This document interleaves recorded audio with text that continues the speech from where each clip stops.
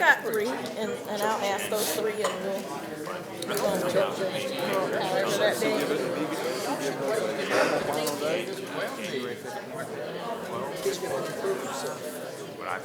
Y'all got that bonus. I know he is set in January, but I don't know. Call the meeting to order.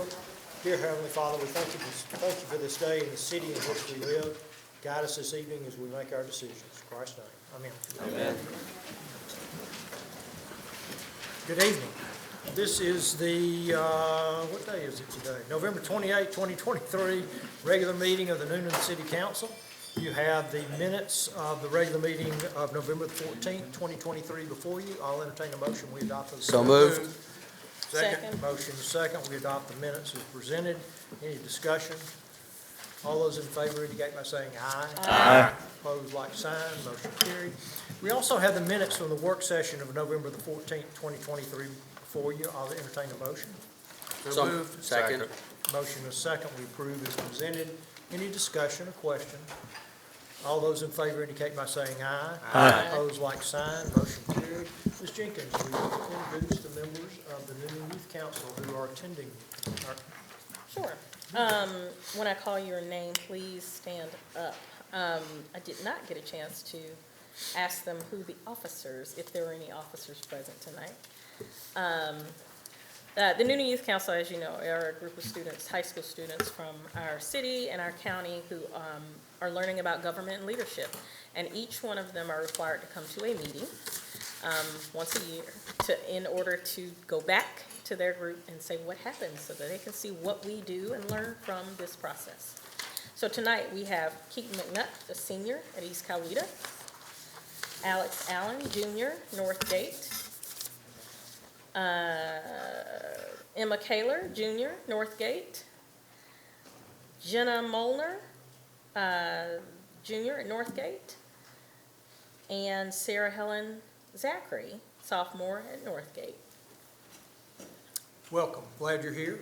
Appreciate your service on the council. Thank you.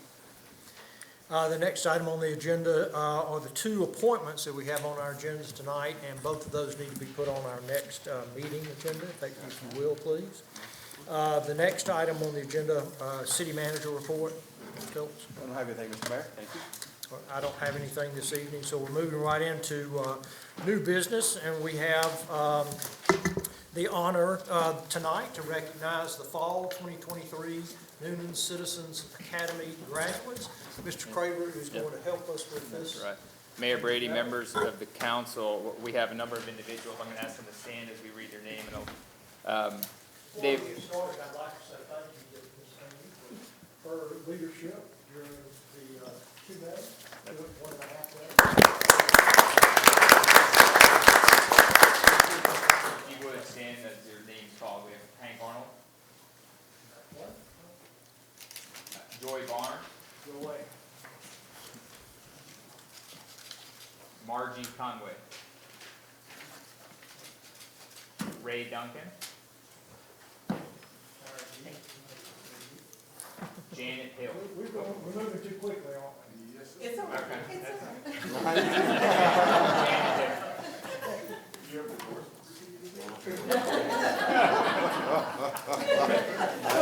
Jennifer Morrison, Oh, my.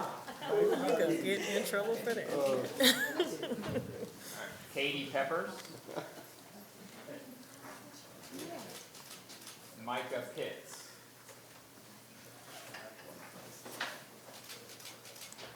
Amanda Tucker, and Jessica Navas. Before you sit down, if you join us up here. Please.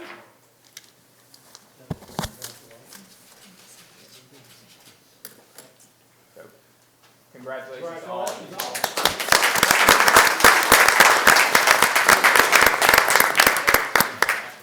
So if you'll remember the two appointments that we had to put on our next agenda, if you have interest in serving, let us know. They are appointments to the Cultural Arts Commission and to the Development Authority. So I appreciate your service very much and your attendance to the class.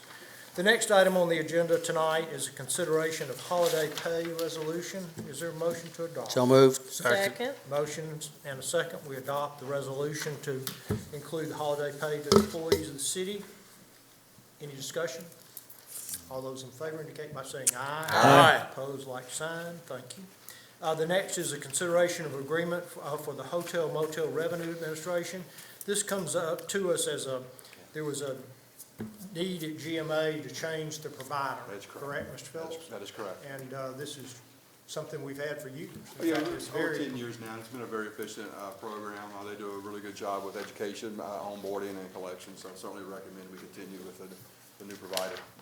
Is there a motion to approve? So moved. Second. Motion to approve is presented. Any discussion or questions, Mr. Phillips? All those in favor indicate by saying aye. Aye. Opposed, like sign. Motion carried. Mr. Phillips, still up with the consideration of the soft freeze for new entries in the city Absolutely. benefit program. Yes.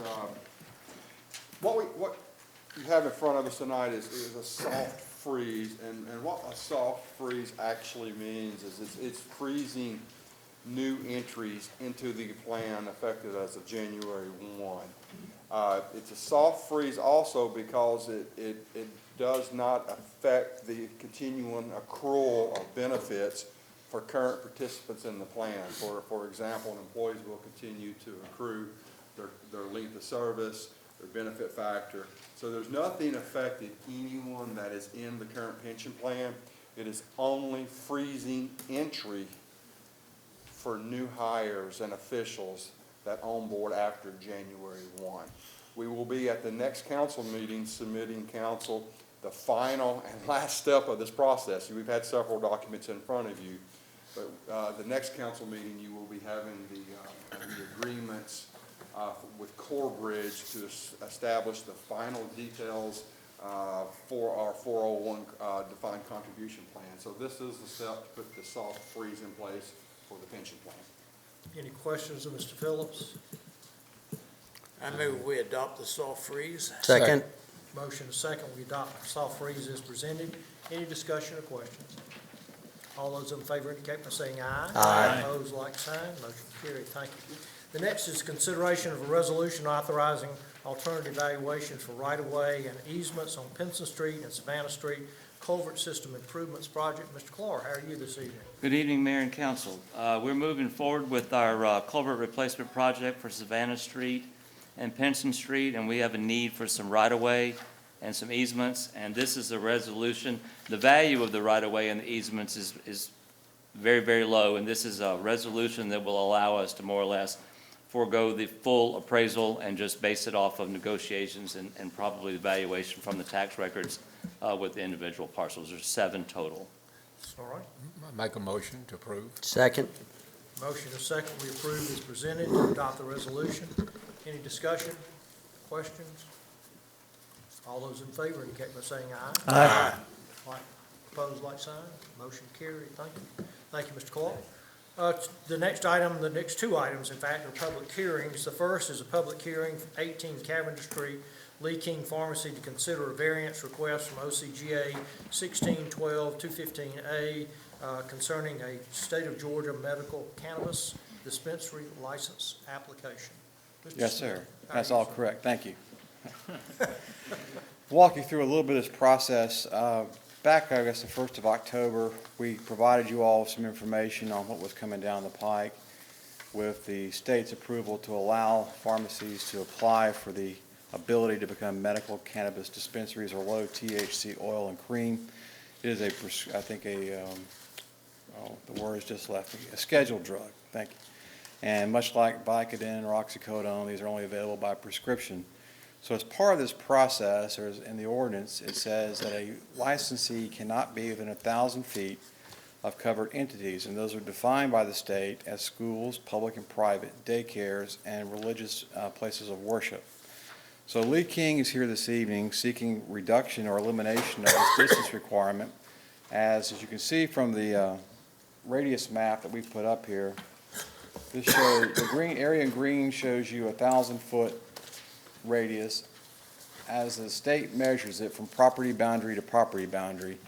Unlike the package store measurement distance where it's from the front door to another door, this one is from property boundaries, so it's a 360-degree radius. And you'll see there's 3 entities as defined by the state within that 1,000 feet. The First Christian Church, University of West Georgia campus, and the Maggie Brown Alternative Middle School. If you would go see if I can do this next time. Oh. Also, for your benefit, to give you some idea of the scope of what we're talking about, this is a map we did of all the pharmacies in the city of Noonan. And those that are in red would need, would not need a variance, those in blue would need a variance. So we're looking at about, if everybody in Noonan decided to pursue this avenue, you're looking at 57% of those pharmacies would require this type of process, to give you some idea of the scope. Very few, I think, would not need it. So in going through that, to give you, we did this pursuant to Article 11 of the appeals section of the zoning ordinance. The avenue we've approached is to akin it to a variance to the Board of Zoning Appeals. But recognizing the City Council is the ultimate zoning authority, we're bringing it to your attention this evening for your consideration. And we've gone through all the processes. We've advertised it in accordance with the zoning code. We also have sent out notices to all property owners within 250 feet as per our policy. We've also have placed a sign on the property as part of the information before you. So the issue right now is just the distance limitation. The state will have the final say-so on whether or not this particular applicant is granted a license, but this is a part of that process for them. And that's all I have for you right now. Thank you, Mr. Smith. Appreciate that. All right, Mr. Sears, I think we need to move forward with the process. This is a public hearing that I've opened at this time for the application for 18 Cavender Street on the variance request from OCGA 1612-251A concerning Georgia Medical Cannabis Dispensary License Application. Is there a process here by which you swear in any of the? I would swear in the witnesses who would need to come up and All right, at who is least here? present some evidence. Who is here who will speak on behalf of 18 Cavender Lee King Pharmacy? Hi. If you'll come up and identify yourself for the record, please. Yes. Hey, good evening. My name is Mindy Leach. I am the owner of, can you hear me? Yep. Of Lee King Pharmacy at 18 Cavender Street. We are, yes? Oh, This is a bit of a different process, and In the matter pending will be the truth, whole truth, and nothing but the truth, so help you God. I do. I will, and I am, yes, sir. a bit of So, a different process than any other, like, public hearing that we normally see, because we're sitting in judgment of that, and she's just providing sworn testimony for her case. I feel like I just got married. It's very exciting. Are you ready for me? Yes, ma'am. Okay, so I am here tonight seeking a zoning variance to allow our pharmacy to dispense the low THC oil. We need the variance because we are within 1,000 feet of a covered entity, several covered entities, as you can see. This access to these new forms of treatment is going to be of great benefit to the citizens of the city of Noonan. It's going to also allow them to continue to trade with essential small businesses within our city rather than having to go elsewhere out, more into the county in order to obtain this low THC oil. This will improve the health and lives of many who qualify and can obtain the necessary low THC card that they will have to go through. This medication at the pharmacy will be treated like any other prescription medication. It will be kept amongst the drugs. It will be treated just like everything else. We will be subject to inspection by the Board of Pharmacy and the Georgia Drugs and Narcotic Agency. Many of my patients have already expressed interest and are working on getting their names added to the registry and obtaining one of these cards. Having this access to the low THC oil at our independent pharmacy will save them cumbersome trips out into the county. And I do appreciate your time, and I'll answer any questions you have. Any questions, Ms. Leach? I do. I just want to make sure that I'm understanding that this is a prescription process. This is not over-the-counter sales. of It is anything. not over the counter. It is, they have to be seen by a physician and then will be assigned a card. So it's not going to be it's not going to be a prescription, but they will have to have a card with them and have it on them at all times. But they have to physically go and pick it up. It will have their ID on it and everything. Yes, ma'am. But it is not, they have to show identification, card, everything in order to obtain it. It is not over the counter. Okay. You have questions? I do, of the resolution here. It says service registered patients residing within the city of Noonan. And I know we talked about changing that, It doesn't say that. because, Says, he changed it to jurisdiction. okay, so it is a change on here to jurisdiction, okay? Because I was like, if somebody lived in Coweta County, that's your customer, Right. what does that mean? Okay. And I think the third thing I wanted to ask is not necessarily to you, but to staff, as to if we have this many pharmacies that fall under this, had you considered doing a blanket ordinance that would cover all of them? That way, they wouldn't have to come through and do this process. We did look into that initially, but we felt like in the interest of time, we wanted to start this process first. Because as you know, with zoning ordinance amendments, it can take 90 days in some cases. So at the time the applications were presented, we weren't sure what the interest level was. We have had a third application submitted today, which will come back into you in January.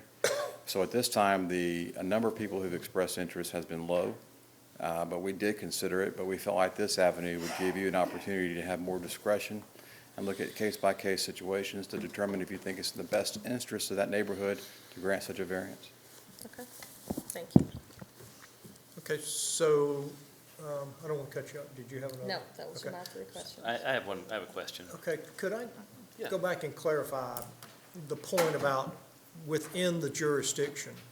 Mr. Sears, this is a question for you. Ms. Leach will be providing, if approved tonight, will be providing this service to just those people who live inside our jurisdiction. Is that correct? That's a good question, Mayor. Thank you. As we discussed at the time this was first before you, when we gave a general briefing, it's a very vague law. Legislature rushed into doing the law. 50% of our group of city county attorneys think that it actually reads one way. 50% have agreed with the Cannabis Commission as to the way they are interpreting it. To that extent, then, what we're doing is once the pharmacy, they did provide for the independent pharmacies as opposed to the company-owned, who own the, Changed where it. they're growing this stuff. All right, and so the pharmacy board came out and said, okay, if we can get an order, this is what the statute says, certifying that the local zoning authority has granted this particular variance. Now, as Dean was talking, there is a different procedure for self-certification for any pharmacy that knows it's not within those bounds, and they can certify. The problem is that we have, our pharmacies know they can't self-certify, or at least the ones who come up here for this. Now, what the statute says is within the local jurisdiction. Now, the question is that the local jurisdiction, because you could not grant a variance for a property in the county. Right. All right, so does local jurisdiction mean that only the patients who live there, or the registered citizens, or the residents who are actually using it within the whole confines of that jurisdiction that the pharmacy serves? So that is kind of what we're going on. As Dean said, we go through this process. Ultimately, the decision is up to the Board of Pharmacy in granting it. And as we discussed, the city will not be tracking any of this. The city has no internal way to track it and is not asked to under the statute. All right, so whatever the pharmacy board does in tracking, then our pharmacies will have to live with whatever that is. Right. So, Okay. but That answers it. all we're doing is tracking state law. I Because appreciate we it. don't want the pharmacy board to come back and say, well, you didn't do this right. But in talking to the pharmacy board's attorney, they're just taking what everybody sends at this Okay. point. Thank you. I appreciate that. Mr. Corrick, Yeah, I'm kind of concerned this is going to start opening that proverbial Pandora's box. But I do have a question regarding the actual oil that's dispensed. It's going to be labeled and, like a regular prescription drug. And they're going to, the client or whoever is going to be counseled that they have to have it in the original bottle.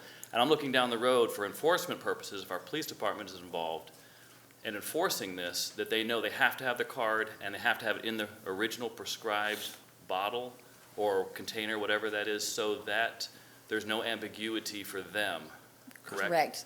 Yeah, I think the chief can answer that. Haven't y'all already had a class from the county? Yeah.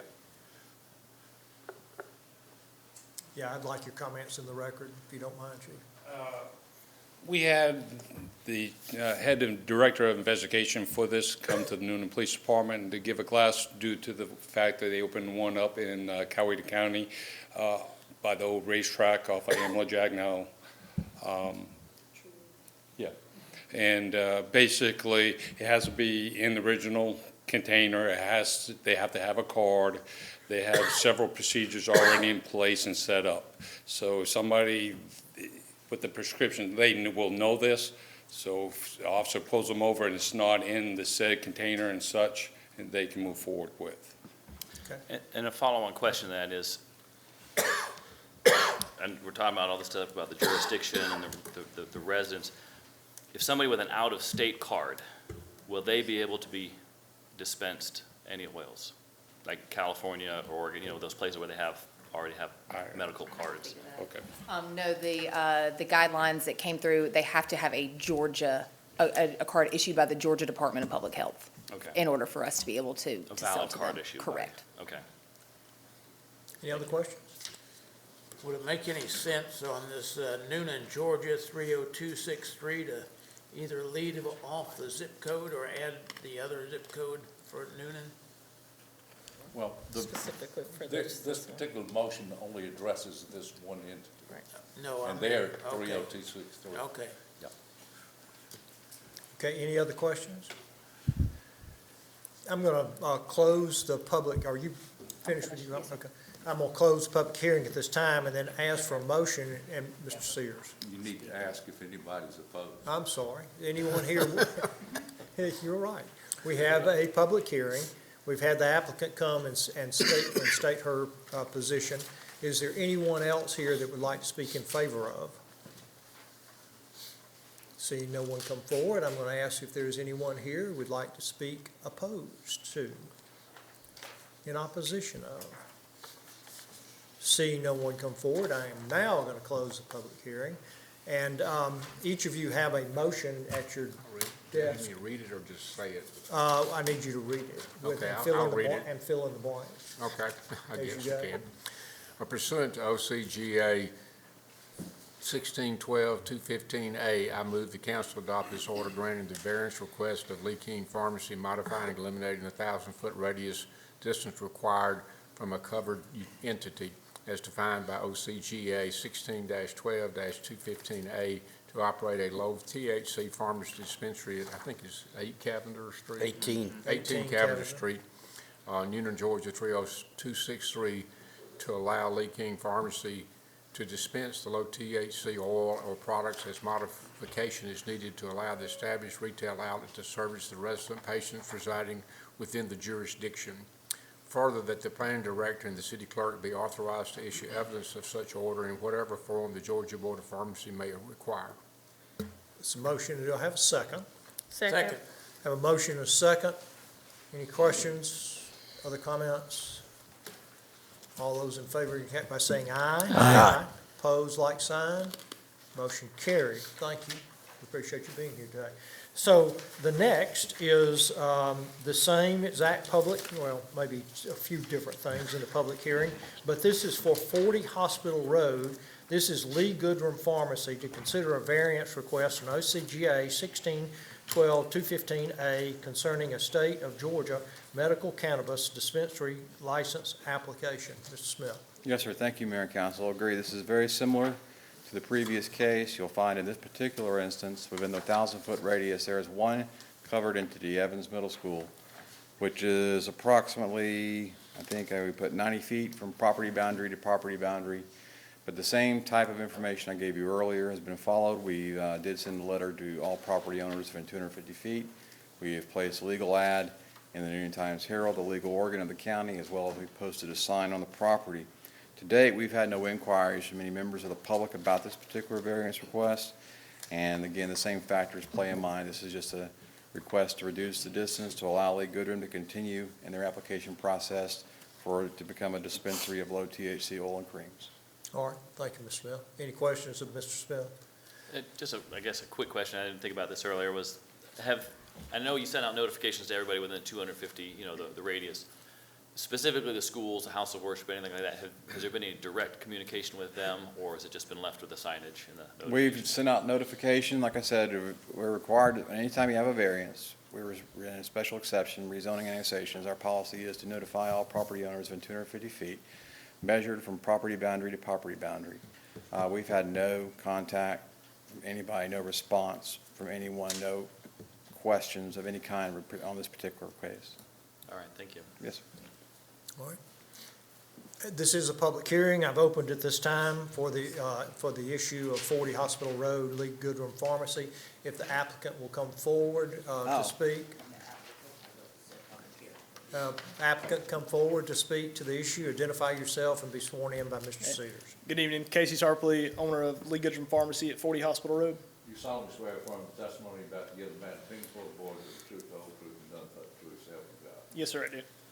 All right. I'm here to request the very same variance. I won't kind of echo the same information, but I'm open to any questions that you guys may have. Any questions from council? Anyone? Is there anyone else here who would like to speak in support of this public hearing for 40 Hospital Road? Is there anyone here who would like to speak in opposition of this?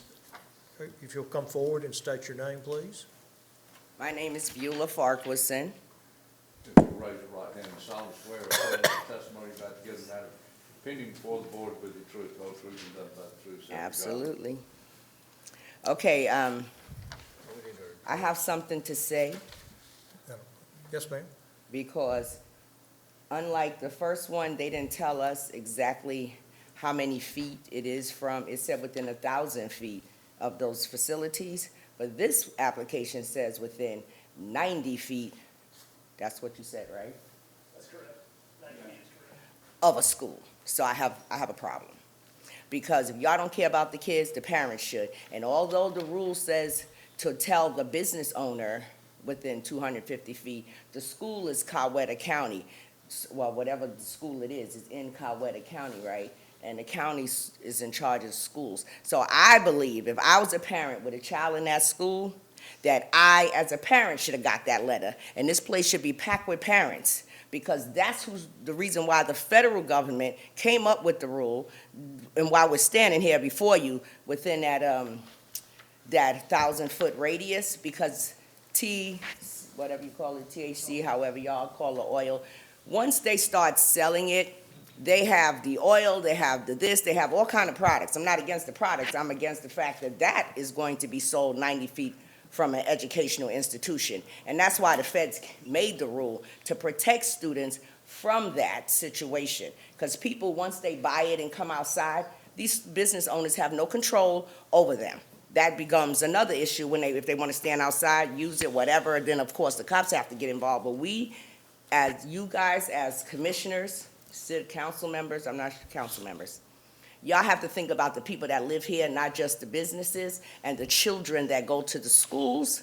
And that I'm against, because that is 90 feet from a school. So not everybody can get a blanket ordinance, because hers might be 500 feet within that 1,000. 90 feet is like, you could spit there. So that's like way too close to a school to have any kind of drug stuff being physically sold and you guys approving it. Because I think if the parents in that school knew and you had a meeting next month, they'd pack this place telling you that my child goes there. So I think it's very important that y'all take that into consideration. I mean, I'm sure y'all got grandkids, if y'all, and kids, looking at the age of everybody here. So I would suggest that you think about that. Would you want that to be next to your grandkids' school, your daughter and son's school? I don't think so. And I don't know the neighborhood, because I'm not that familiar with all the neighborhoods. I don't know if it's blighted or upscale. I actually have no clue, but I know a school's 90 feet away, and y'all need to protect those children. Thank you. Thank you for your comments. Anyone else who's in opposition? Okay, I'm going to close the public hearing at this time and ask if there are any other questions. If not, I'll entertain a motion, You need me to read the motion again? please.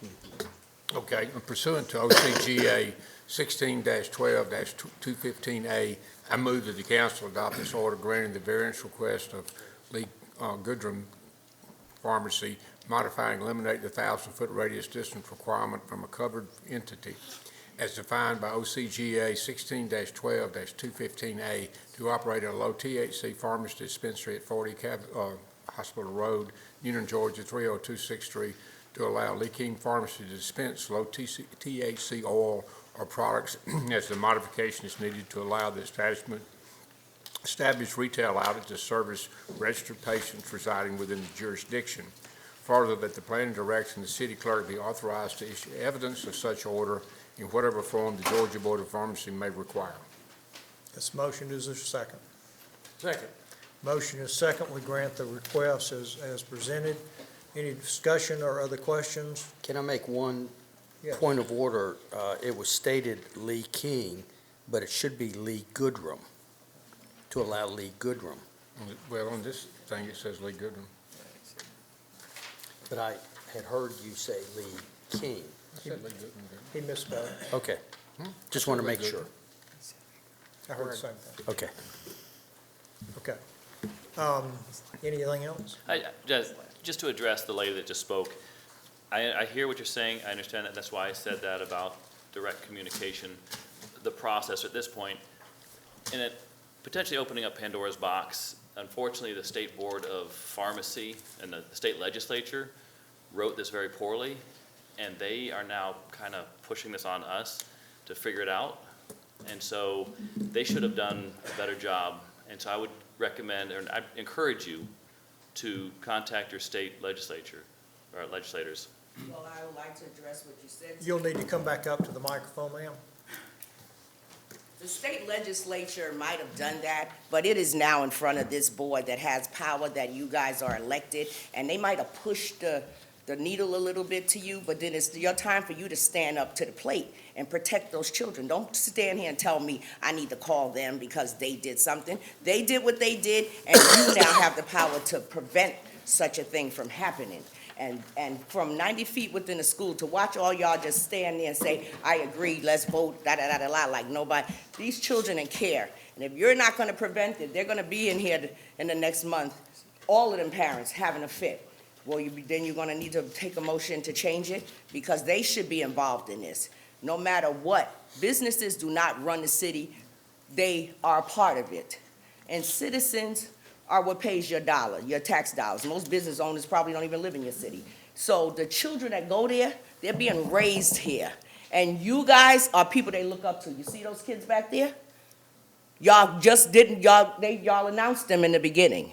The kids in that school are younger than them.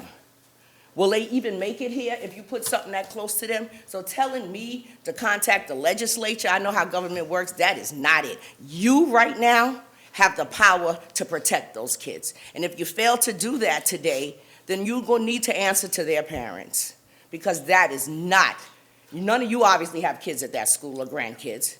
Yes, ma'am. I'm sorry. I have to contradict you, and then I'll ask you to sit down because Okay. we've got a motion and we'll vote. I have 3 grandchildren and a daughter-in-law who works at that school. I have full confidence in Lee Goodrum and Lee King Pharmacy to act in the fashion that they need to act. I have full confidence in our police force to enforce any issues that are coming out of either one of those places that is wrong. So you're preaching to the wrong person here. But who you're only is- one who of is the so- 5. Who is actively involved in that school, and others may too. But I appreciate your comments today. We've got a motion. We're going to vote. Thank you. That's fine. Anything else? I'll call I'll call the question. All those in favor? Aye. Opposed? Motion carried. Thank you. Next item on the agenda today is a consideration of, let's see, let me make sure I'm in the right spot here. Unfinished business. Mr. Craver. Yes, sir. Consideration of exercising Phase 2 of contract with Pond and Company for Farmer Street Cemetery improvements, and I see Ms. Palmer is here Yes, this Mayor evening. Brady, members of the council, as I'm And introducing Mr. the item, Craver, I'd if like you'll to hold on call. just a second.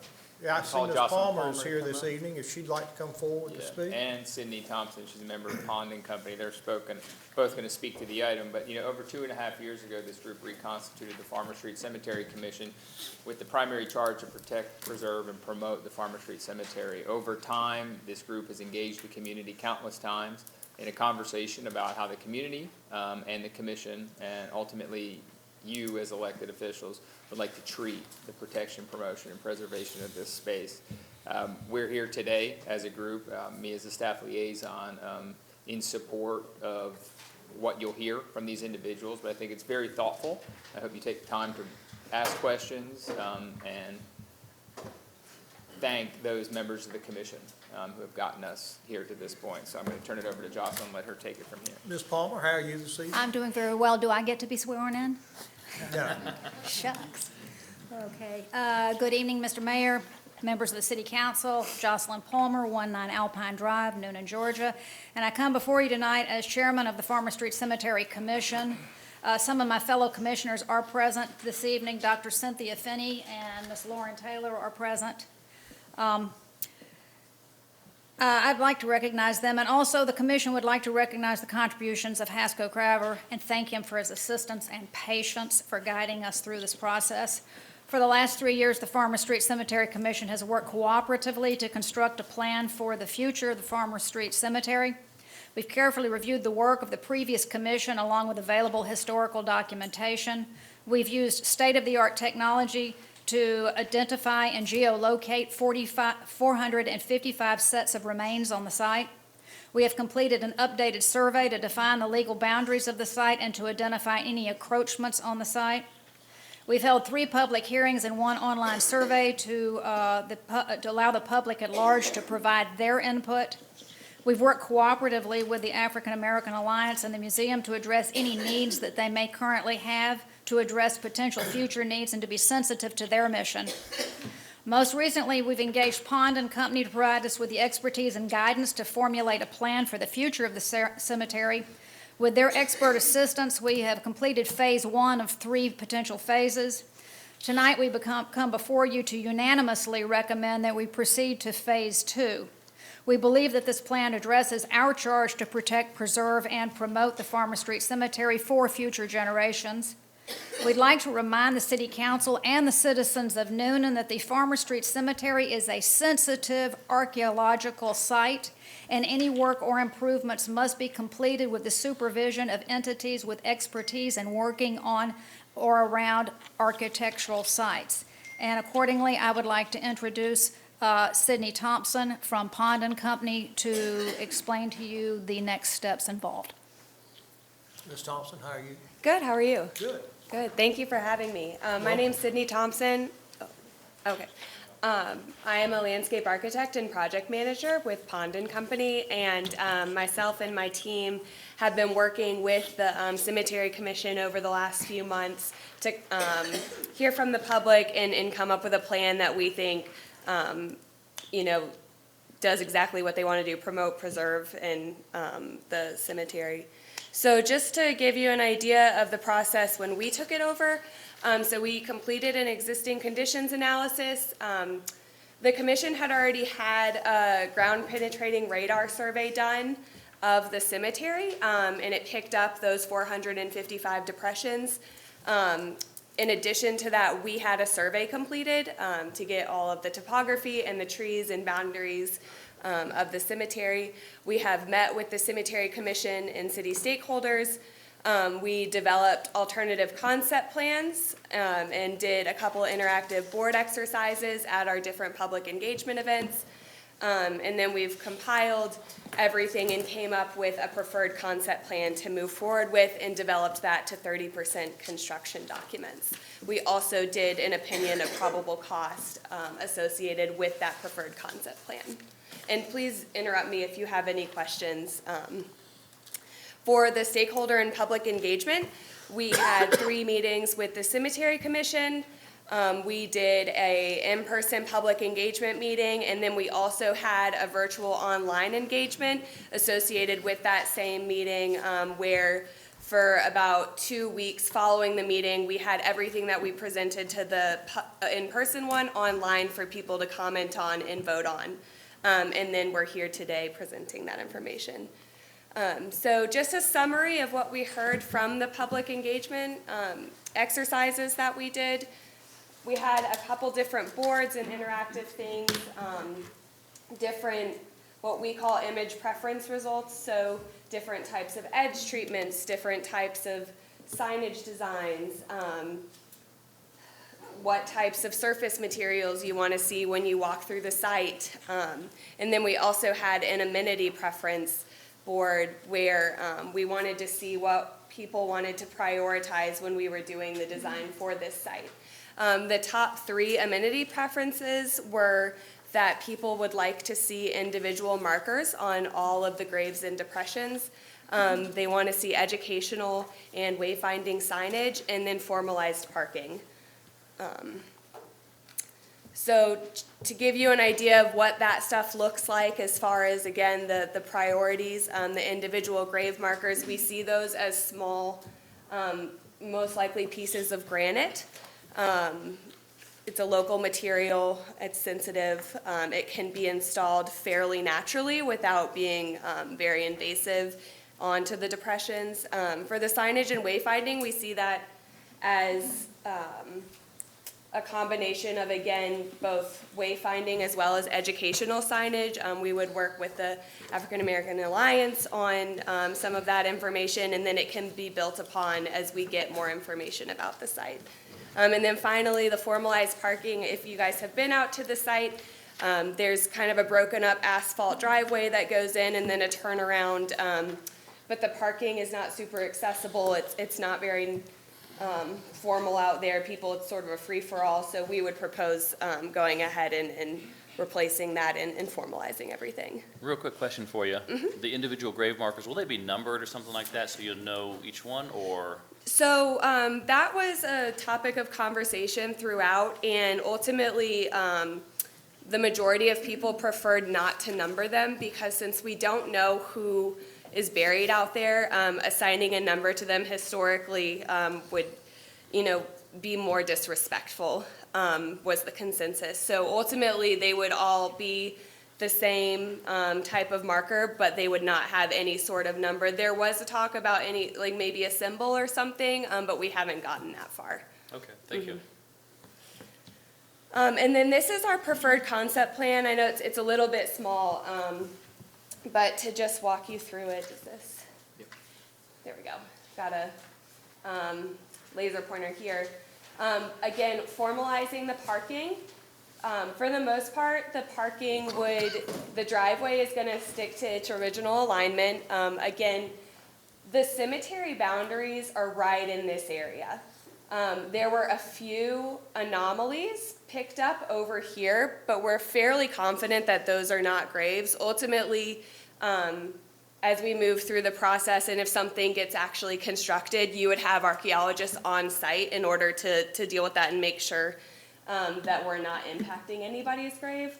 But again, formalizing the parking around the museum, making it accessible, still having a small turnaround, but if you see this area up here is actually where the current turnaround is, so making that a much smaller area so that we can capture this for just some green space. And then ultimately for maintenance purposes, we would have some sort of connection over to the park next door. We see this connection as well as this first segment in here being concrete for accessibility. But other than that, all of these paths that you see here are woven through all of the different depressions. They're woven through the largest existing trees, and they would be a soft surface material so as not to be, invasive and to be very respectful of the ground that this is on. As we go through, we have proposed different areas for reflection. This is just a concept plan, so ultimately what those look like could take a few different, would be a few different ideas. We've talked about potentially some memorials within those spaces. There would definitely be some educational signage. We have a archaeological firm on our team who would help with that. And again, ultimately, just a couple different gathering spaces as you move throughout this area. Let me think about it. We've talked about up here, there's an outdoor classroom that the museum would have access to and be able to use. It could also, when not in use formally, people can gather there and just sit and reflect and enjoy this beautiful site. As far as the trees, we've gotten a lot of questions about those as far as do you take them down, do you leave them? Ultimately, most likely some of the trees are going to have to come out because they're not all in really good health. And so if you're going to put pedestrian paths in there and encourage people to spend time in there, you want it to be safe. So we would have an arborist come out when that time came, evaluate the trees. I suspect some of them will have to come out, but we would not recommend that the site be clear cut or anything like that. The canopy's beautiful out there. They provide shade. So again, we got a lot of questions about that, and some people wanted them to just get wiped out. We think there's a happy medium there. Who will make a decision on which trees come and which trees go, even after you have an arborist come in? So ultimately, that will be dictated both by the design and the grading plan. We've done a conceptual one for this. So some of them will come out, and then, I mean, ultimately, I guess that would be up to the city whether or not they wanted to move forward with that, and it depends on how the ordinance is written and stuff like that, but typically that would be dictated by our design. And so the ones that we identify with the arborists that are like specimen trees or the trees of highest value, so those are going to be the largest ones, we generally try to work around those as much as possible so as not to impact them. Okay, so I'd rather be more determined by the impact on the land. Sure. Rather than what you decide the design is. Mm-hmm. I mean, so I'm not in alignment with what you just said. I'm very concerned about going in and taking out trees. I understand that process is very invasive, especially in a situation like this. So I don't know how you accomplish it. So that's one of the things that we admittedly struggled with as we were doing the design, because the grave sites are so condensed in certain areas that it's almost impossible. In order to get a pedestrian path through there, it's almost impossible to not impact trees. And again, but ultimately, you know, that's up to the city, it's up to the commission on whether or not they want to move forward with that, and it's all about trade-offs. And again, I think with what we're proposing, it's a very low impact development, so we would be able to save the majority of the trees on site. And again, some of them, because of their impact by ivy and other diseases, they're just not that healthy. I understand trees. Sure. There's a natural life to them. Yeah. And Mhm. if they're gonna die anyway, you'd rather them be taken out. But I'm very interested in seeing what that process is gonna look like. And then as far as the removal process of the trees, we would just recommend that they be cut down, their stumps cut to grade, but not ground, because of the impacts to the graves around them. Okay. I've got a couple of questions. I have a question. Ms. Jenkins, Ms. Jenkins.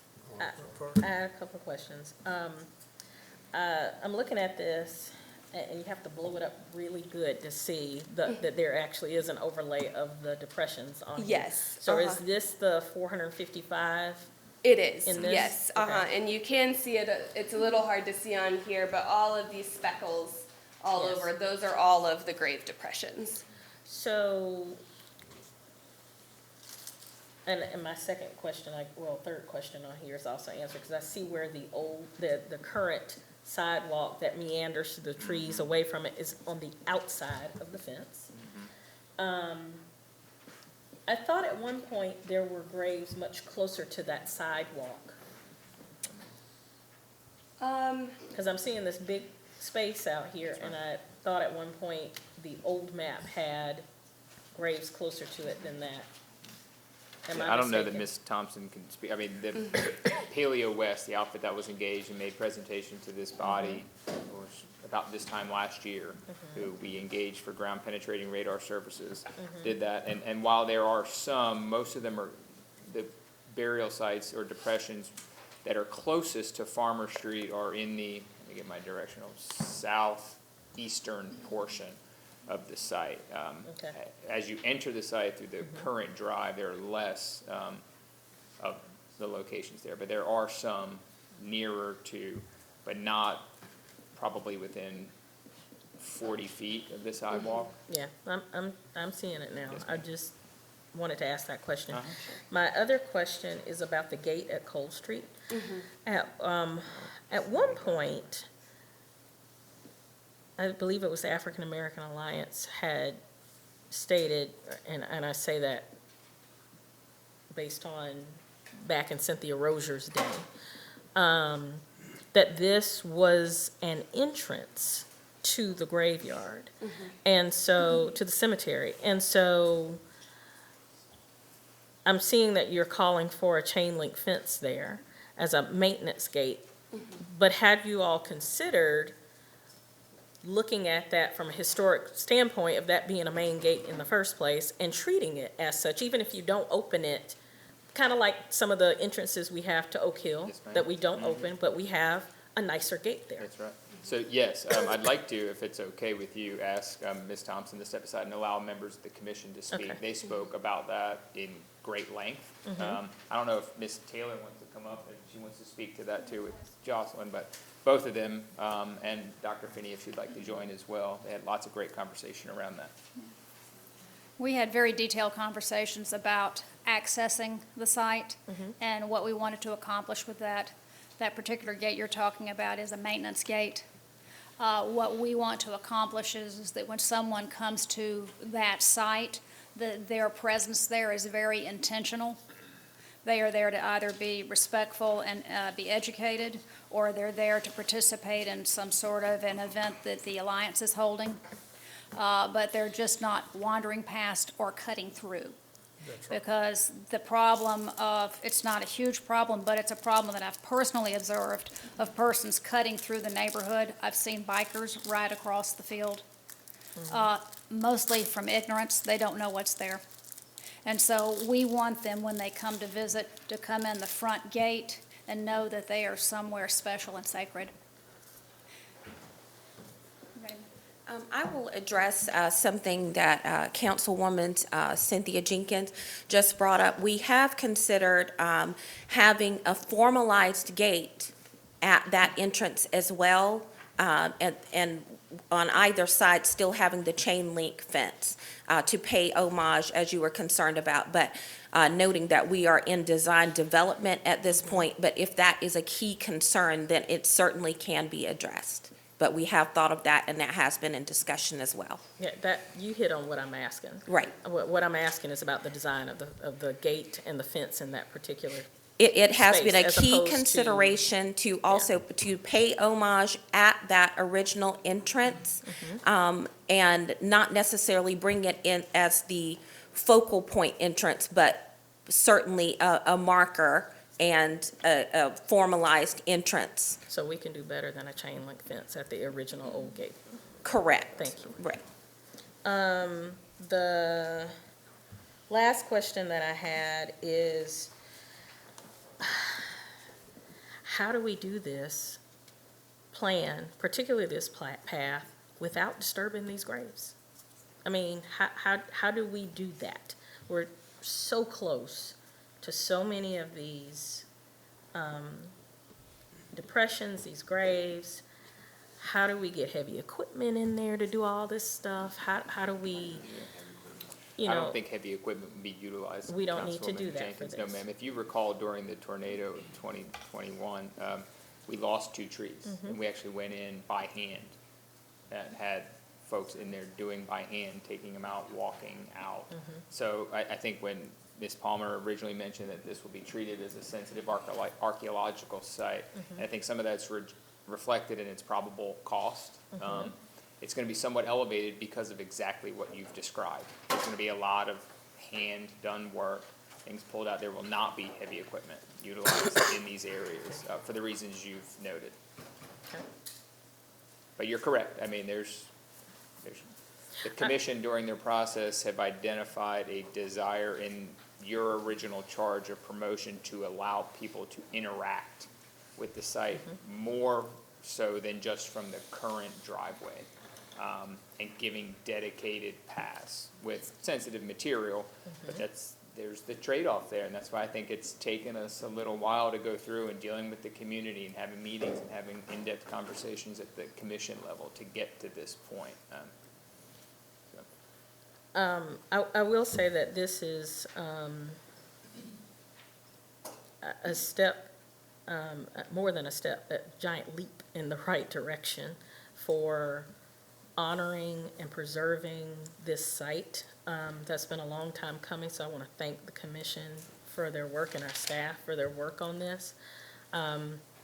Thank you, Ms. Taylor, for reminding me that we're in DD and not completely decided yet. And the only other thing that I wanted to say is the path, the driving path in here where it looks like the parking spaces would be expanded and that kind of thing. If we do run up on a situation where those depressions that have been, and because they're not marked on this drawing, or at least I see a couple over here. They are outside of the area that is being paved. That's what I'm trying to, nope, there's one. Correct. There's one, parking space number 8. That's, has a depression underneath it. That's an outlier. How are we gonna handle that? So if they were to, the outliers are, the way that Paleo West formatted their report is they are most likely not graves and depressions. They were anomalies in the soil that they picked up with their equipment, but, so it would require further testing to confirm that, but based on their report, they wanted to put it on there to be safe, but they're likely not depression. If they are depressions, then the design changes. And we. How are we gonna verify that before we pave over it? Oh, during construction and well before construction, there will be archaeologists on site. That's part of why the cost of the construction is so expensive, because we would have somebody come in and verify the locations of all of the depressions and the graves along where like our path alignment is and where the parking would be. It's a very intensive process to be that sensitive for a site, but it would be imperative. And I have one more question. During the ground penetrating radar, we found out that there were some graves beyond what we thought on that boundary to the left. That western boundary. Right, so I see that the fence doesn't include some of those. So, and I know that's not y'all's question, this is the city question at this point. What are we doing to acquire that? Or have we decided to do? Because I mean. With direction from the council, we can move that way, but to date, we haven't had any direction from the council to move towards acquisition. I think it would be a mistake to build a fence right through a couple of because there's 3 right there on that side, and the fence runs right over one of them, and not pursue getting that property added to the cemetery, because it is part of the cemetery. It's just not city property.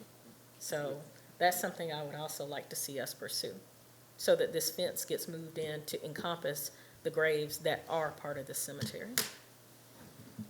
Mr. Shell, you had a question? Yeah, I just want a clarification, because I assume that fence is along that driveway in.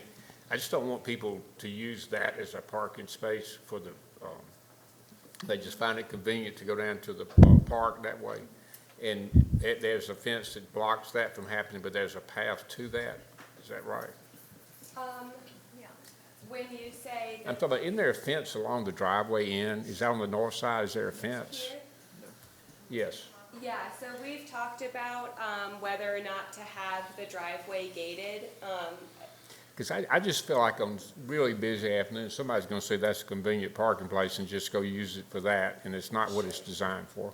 It is our understanding from talking with the museum that that's not currently an issue. There is plenty of parking over at the park, and people could literally do that right now, and they're not doing it.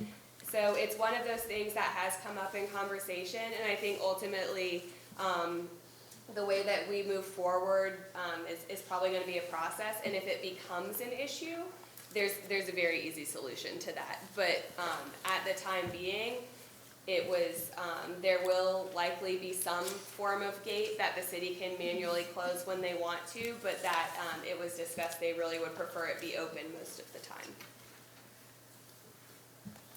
Mr. Alexander? On the outdoor classroom, where does that classroom, you're going to have seats for people to be listening to the speaker. Where do those seats face? So, the seats actually do face away from the cemetery, and that just has to do with the topography. We could literally rotate it around, but you would be fighting against that hill, because as you go north, the slope goes down, and so it's a natural place to situate. Everything regarding this design, we tried to work with the topography as much as possible so as not to have to grade and impact the site more than we need to. And my thinking is, if you have citizens listening to a speaker, I would think that they would be wanting to overlook the cemetery and what is being discussed, and the kind of money that we're putting into this, which is very worthwhile. I would think that we would want to do it right and make that, get the engineers to change that topography. And I'm asking the council to consider that so that it's facing the cemetery. That's something we can look into, and your point is well taken. I think where it is situated right now, you actually wouldn't get a huge expansive view into the cemetery, even if it was rotated, unless you built it up significantly, which we wouldn't recommend doing. We've got these other reflective spaces within the design that could also function as outdoor classrooms and gathering spaces if needed. So I think there's flexibility there.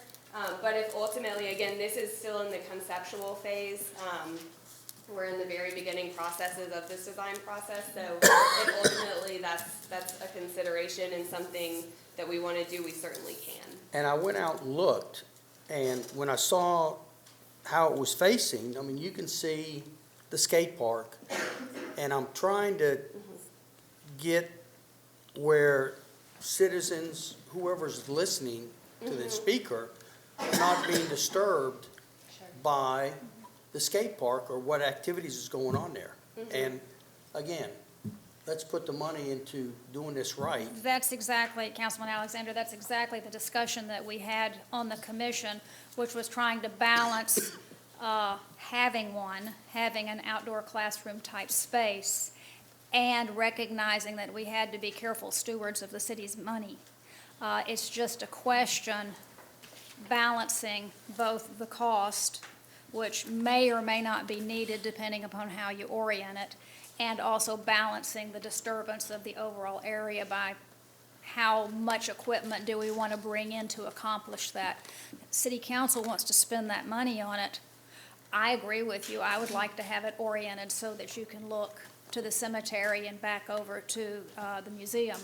I think that's a much nicer situation.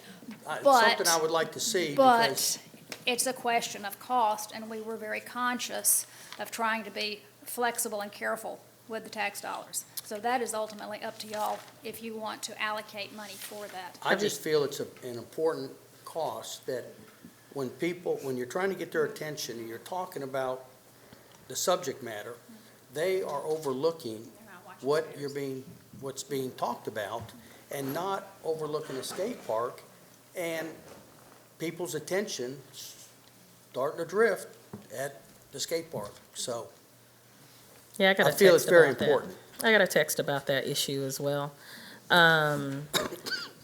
But there are some opportunities here. I mean, like right over there in that green space, it's a lot flatter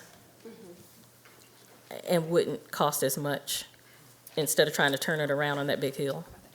So those are options y'all can look at, but I think that he's We correct. absolutely discussed that as well, and actually, we're sort of sticking our toe in the water with the outdoor educational space.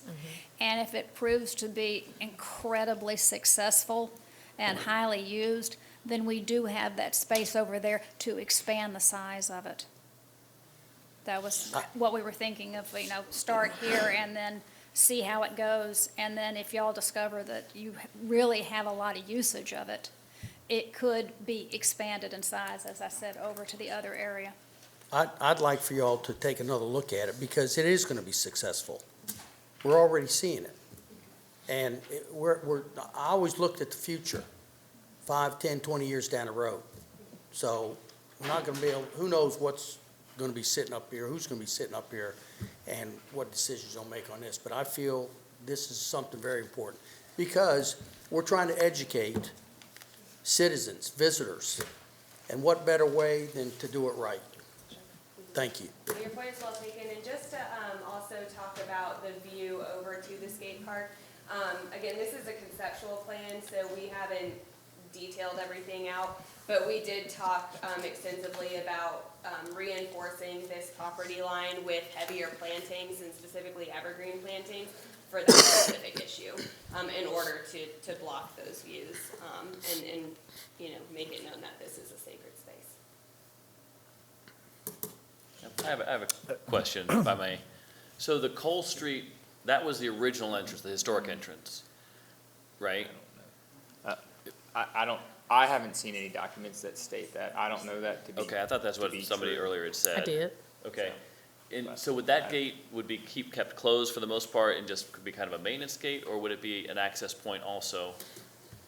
And do we have, and with that follow-on question, that is, in keeping with the nature of the historical entrance, tying in part of that path down to the gate, even if the gate's gonna be closed, following the historical, because if you look at the depressions, they're kind of scattered all over the place. But at one point, there had to have been a path that people took in and out.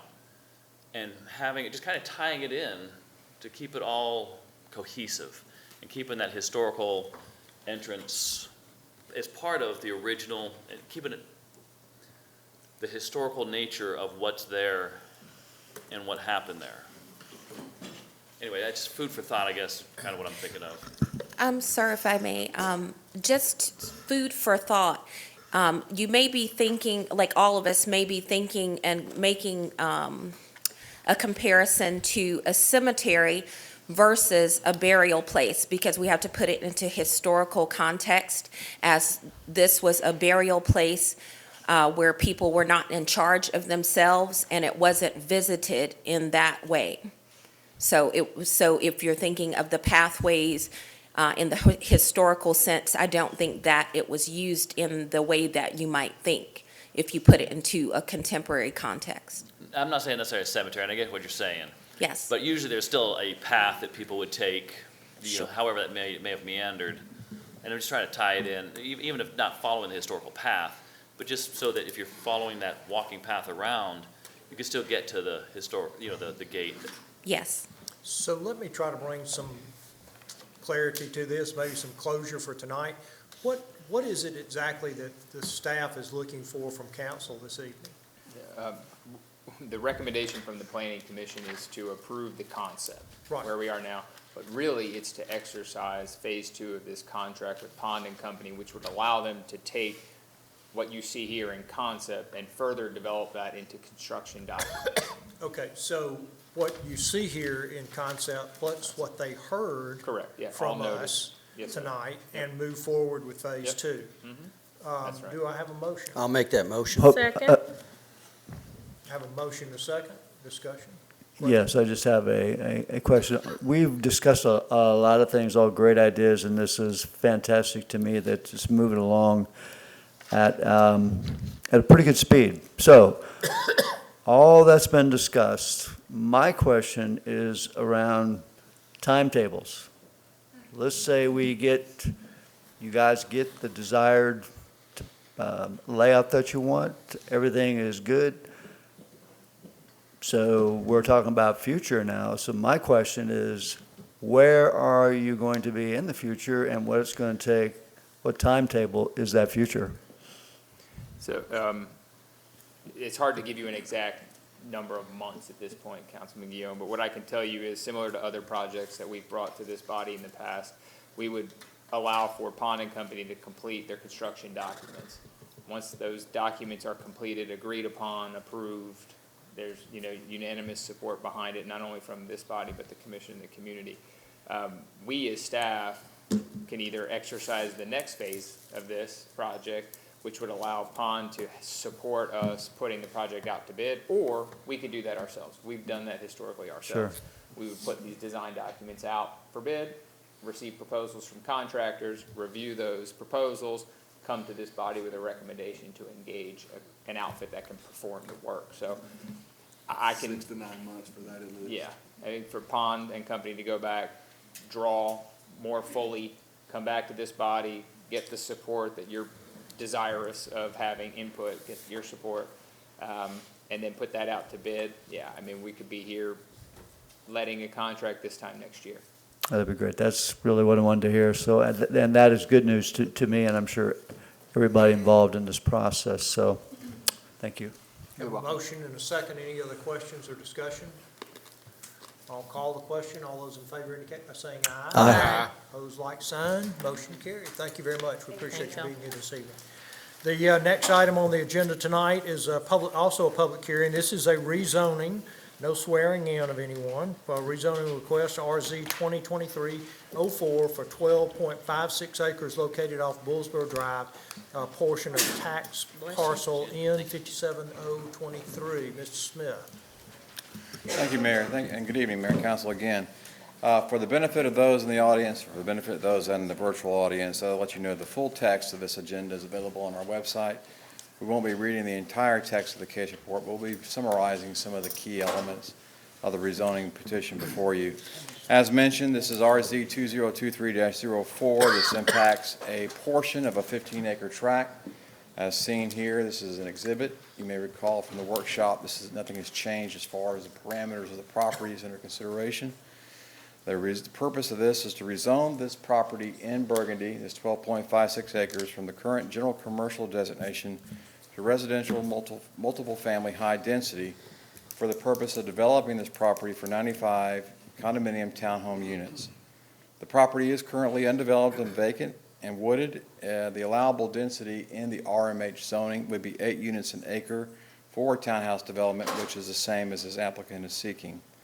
Some highlights from the packet. The proposed amenities of this concept include a walking trail, pocket park, dog park, and different open space passive park areas.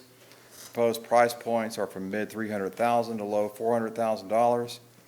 As I mentioned, this proposal has previously been reviewed at the council work session on November 14th. Subsequent to that meeting, the applicant has revised their proper conditions. I know you all previously were sent an email, but we're going to enter in these additional conditions. If you indulge me, I'll read them in for the record. The additional applicant proper conditions, along with the other ones that were previously include the following. The development will substantially comply with the site plan and elevations that were presented in the application.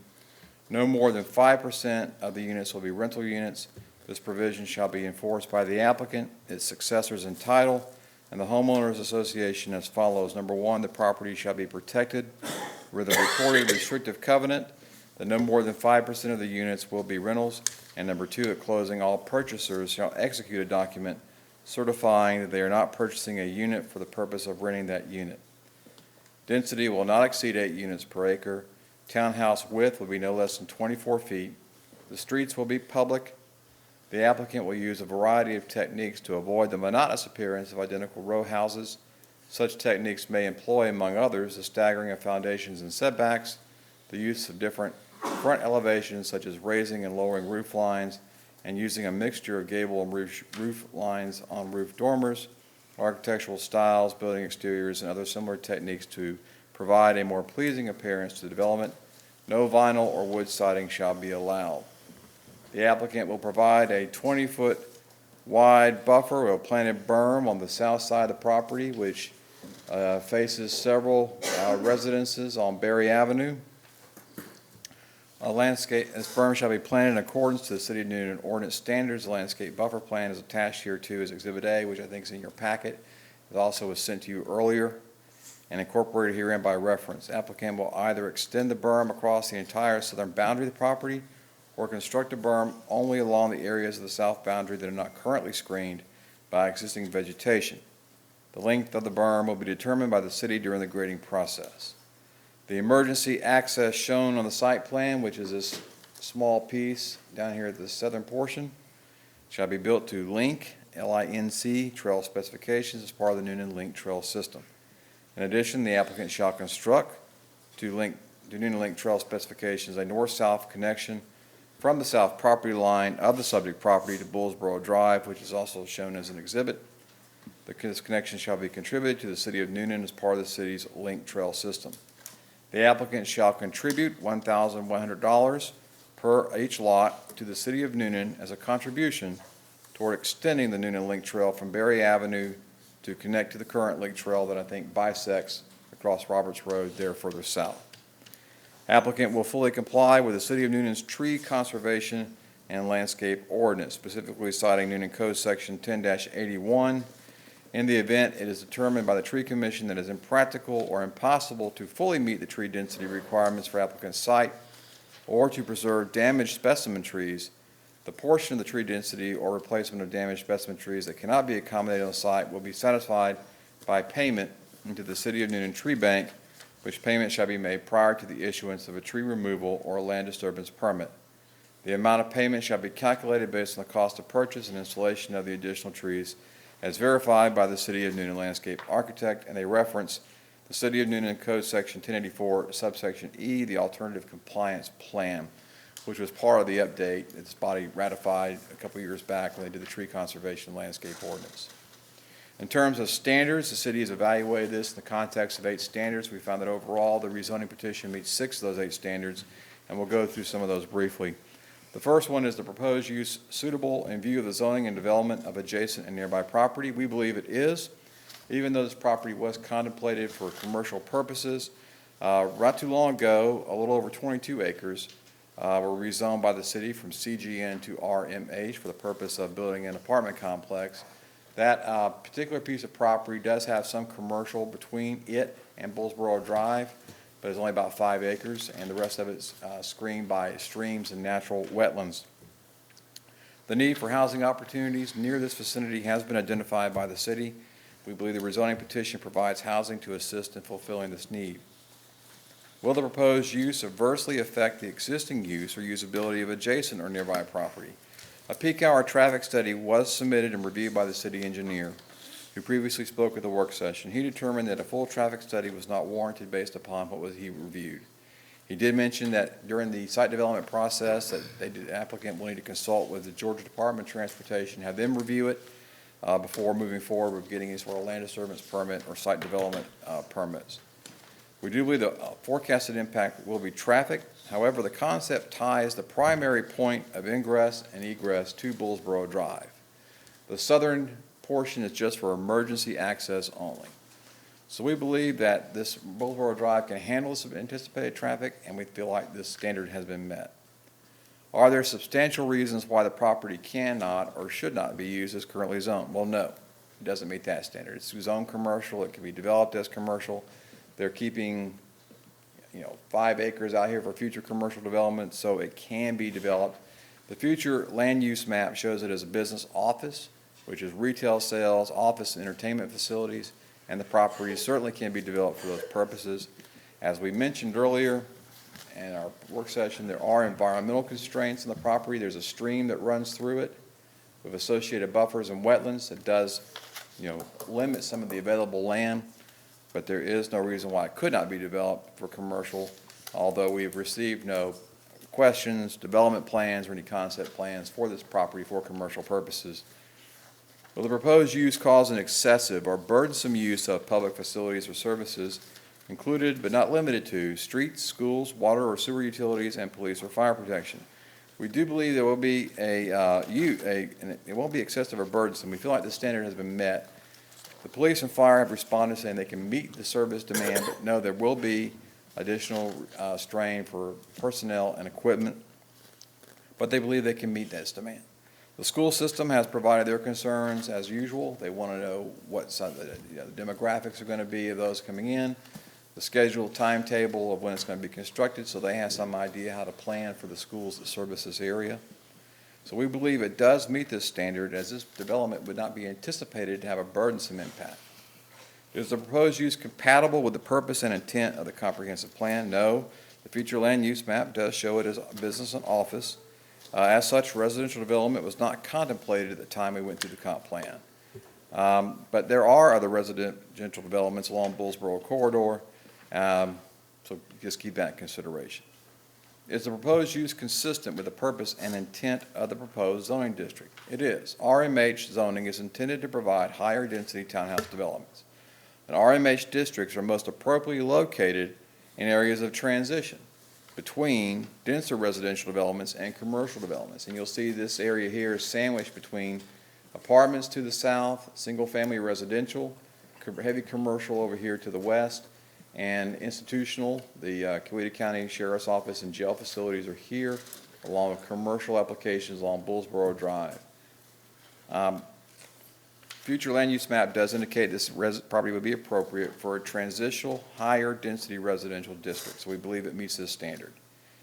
Is the proposed use supported by new or changing conditions not anticipated by the comprehensive plan? As mentioned earlier, studies have been authorized by the council. We've looked at the need for housing options in Newnan. It's a continuing, ongoing discussion we've had for several years. We feel like this use does satisfy some of those questions about housing and the need for affordable workforce housing.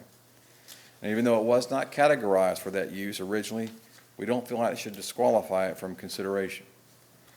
Finally, does the proposed use reflect a reasonable balance between the promotion of the public health, safety, morality, or general welfare, and the right to unrestricted use of property? We believe that it does. More townhouse developments are occurring in Newnan now probably than in the last several years. The need for more housing options is increasing. As we mentioned, the site is limited by certain natural features. The proposed project really presents two questions. Number one, is this an area that you feel should be considered for residential development? And two, is this an appropriate location for a multifamily townhome development? Staff feels an argument can be made this development is meeting those standards. So in conclusion, again, it meets 6 of the 8 standards we use in evaluating these petitions. Going through some of the other things, we have talked before, and Mr. Furbish, our city landscape architect, was here at the work session and commented his concerns about the overall landscape plan, the preliminary tree management plan. As mentioned, the applicant took some of those notes and considerations and came back with some additional proffered conditions. Mr. Furbish has had the opportunity to review those additional conditions. He still has concerns about the ability to fully satisfy the ordinance based on the proposed density. He does have some concerns about the ability, how that's going to work on the berm and the plantings. But we also note the applicant has been willing to comply with the ordinance if they can. If not, they are looking at doing the alternative compliance plan and contributing the tree bank. Both those options are allowed by our current ordinance. As a reminder, in September 12th, when the Planning Commission heard this, they recommended a denial by a 6-0 vote. The other condition I would add from a staff standpoint for consideration, in addition to what you've already heard as proper conditions, is to make sure we put a condition that it will be capped at 95 units maximum. And that's a conclusion of our report. Any questions, Ms. Smith? Thank you, Ms. Smith. Thank you. We appreciate that. Sorry? You asked for a question from Mr. Smith? Is that what you just said? Yes. Okay, I do have a question for Mr. Smith. I'm looking at the buffers. What, if it were to remain CGN, what would those buffers be on the three sides that are not the I'd have to street? consult the tree ordinance. It's going to be, depending on, I think, the acreage, it's either 20, maybe 30 feet, somewhere around there. I'm not 100% certain. I'm not an expert on that, but I think I've seen that kind of buffer on commercial projects that abut residential, between 20 to 30 feet. And this one requires only what? They're offering 20 feet. It really requires no buffer from residential to residential. This is just an additional condition the applicant's proffering. And then from the heavy commercial side to residential? There is no buffer required for the residential component, only on the commercial component. But the commercial component is existing. Right, so they So- are putting, I think, a 10-foot, if I'm not mistaken, does that sound correct? 10-foot landscape strip on the western side? Yes, and it's Planted. setback as well. Okay. But currently, there is not a buffer requirement for RMH zoning against commercial. It'll just be on the commercial side.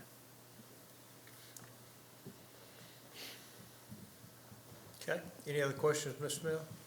Quick and this probably not for, well, might be you. The berm, talking about putting berms in along where the residential areas, the pre-existing residential areas are, correct? Yes, they were discussing the southern boundary property in particular, where they would do the additional enhanced buffer with a berm. About how high of a berm are we talking? I'll let the applicant address that. Okay. Because my concern is that you have the residences are there going from seeing wood lots now having almost, potentially a hill in their backyard that they're looking at, and making sure that Yeah, and it's again- landscaped appropriately, so it's not just, So as one of the applicant's condition would mean, a full tree study evaluation. If this moves forward and is voted affirmatively, the next step would be to engage an engineer, conduct a tree survey, get an evaluation of what's out there now, and look at how we design this berm and landscape to be respective of what's there existing that's healthy, eliminate what may be diseased and unhealthy and undesirable, and how you supplement that. yeah. And the concern, though, is really long-term, the long-term, the perpetual care of the berm, the backside where, the residences in that development won't see the backside of the berm, but it'll be those people that are living there that are Right. going to see whatever. Well, this is a condominium development, so as part of the condominium process, all this property will become under an association. So it'll be a responsibility of the condominium association, their designee, to maintain all the property outside, including the exterior of the townhomes. The only thing the property owners have, or the individual unit owners have, is the air inside the walls. That's all they own. But they will have to form an association, they'll have to have it recorded, but before they can really move forward with any site plans. If they rezone this and if it's affirmative, the next step would be you form the association, you move forward, and you get the other processes engaged for a site development plan. All right, thank you. Yes, sir. All right. Excuse me, So- is this a townhouse or a condominium? You just said condominium. Condominium is a form of ownership. I understand that, So townhouse. townhouses, townhomes can be, so all this is a townhome configuration, attached dwelling units. It's just, there's no property associated with those units. So in a fee simple situation, you have a lot. But you have the great dirt underneath, right? Yeah, you own the dirt underneath. In this particular situation, all you own is the air rights inside the structure. That's- okay. That's Thank not We we currently call it. have three townhome condos under construction right now, just for reference. The Nickel Creek over there off Union Crossing Boulevard East, that's behind the Rich's Car Wash and the Freddy's Restaurant. Kettle Village, which is under construction off of Sprayberry Road. You all voted on that rezoning back in 2019. And then McIntosh Woods at the intersection of Greason Trail and McIntosh Parkway. Just got phase one of their condominium townhome completed and recorded as of this week. No, So- and I stand corrected, it says townhouse condominium in here. Yes, sir, yes, sir. Thank you. Yes, sir. Anything else from Mr. Nell? Not a question, but probably more so comments. So to kind of recap what we did in the work session, so we have a piece of property that's been sitting vacant for roughly 50 years. We have, certainly fits into the density. And I also going to some of the observations from the planning commission. I think we got to be very careful that we don't make decisions based upon whether we feel somebody would buy said property based upon location. That's not our duty. And also, and then going to the conditions that we set forth, really based upon what staff has put forward, I could conclude that it checks all the boxes for all 8, based upon your comments at the end in bold. So, Really, the only thing is that, could it be used as zone? well, Sure it could. of course, could it be, but it hasn't been? The question is no, or the answer is no, it hasn't been. Correct. So, anyway, from my perspective, I think we have somebody who wants to put up 95 units, capped at 95 units, and it just makes sense that to have something in there versus nothing, and I think it's a fine product. I think it'll serve the city well, so obviously, I would make the motion to. Well, we need to hear from the applicant first. Oh, okay, well, anyway, I'll let him, And but I'm voicing my opinion, loud and clear. we appreciate your opinion. Yeah. Let's hear from the applicant if there's nothing else from Mr. Smith. I'm sorry? If I may speak for opposition afterwards. Yes, I'll call on opposition. The applicant, and there's a time clock on this for 15 minutes for the applicant, and there's 15 minutes for the opposition. The time clock starts now. Good evening, Mayor and Council. I'm George Rosenzweig, 75 Jackson Street, Noonan. I represent the applicant. Templar Development Company is proposing Skytown Townhomes, which is the down zoning from general commercial, CGN, to residential multifamily higher density. The property's a little over 12 acres. We're calling it a 95-unit fee simple condominium. We've been here long enough tonight to not split hairs about fee simple ownership and whether a condominium is owned in fee simple. The point we're making there is these are not rentals. There will be a covenant that no more than 5% of the properties will be rentals, and at closing, there will be a document signed certifying that that particular purchaser is not purchasing the property as a rental project. This is the location of the property. Here's Bullsboro Drive, Grayson Trail, the jail.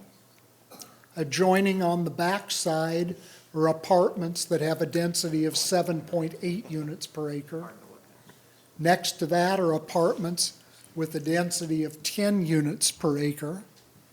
Bordering the property on the west side are some heavy-use commercial-type developments. And as Councilman Guillaume pointed out, this particular property, I'm familiar with it because as a young attorney, I handled the estate of Mr. Blaylock. It came out of his estate, and there's never been any interest in these properties along here as commercial.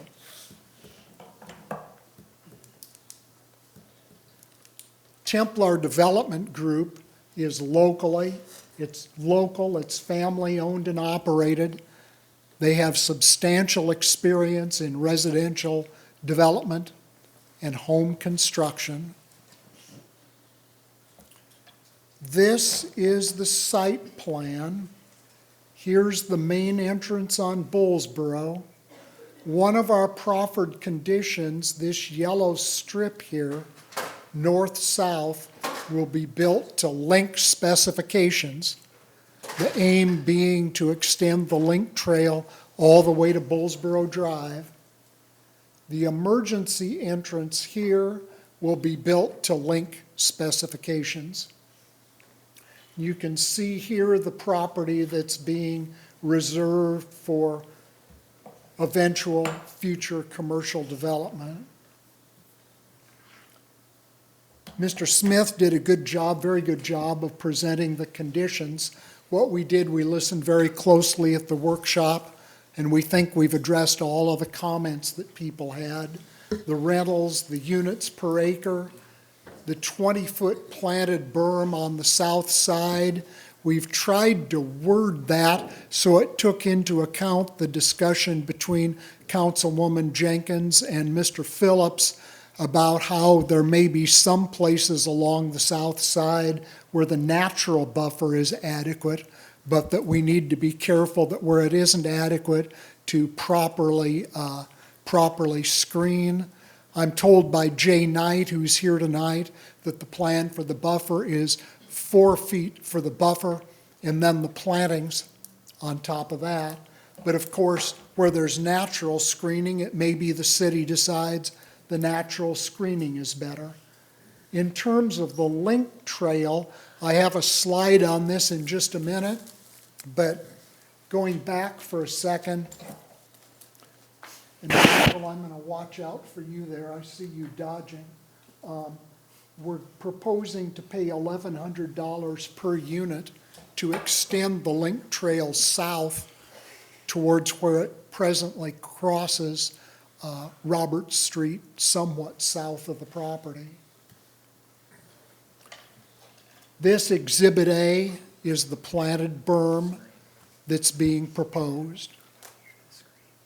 Exhibit B is what I was talking about a minute ago, showing the potential to extend the link trail down to where it goes through here.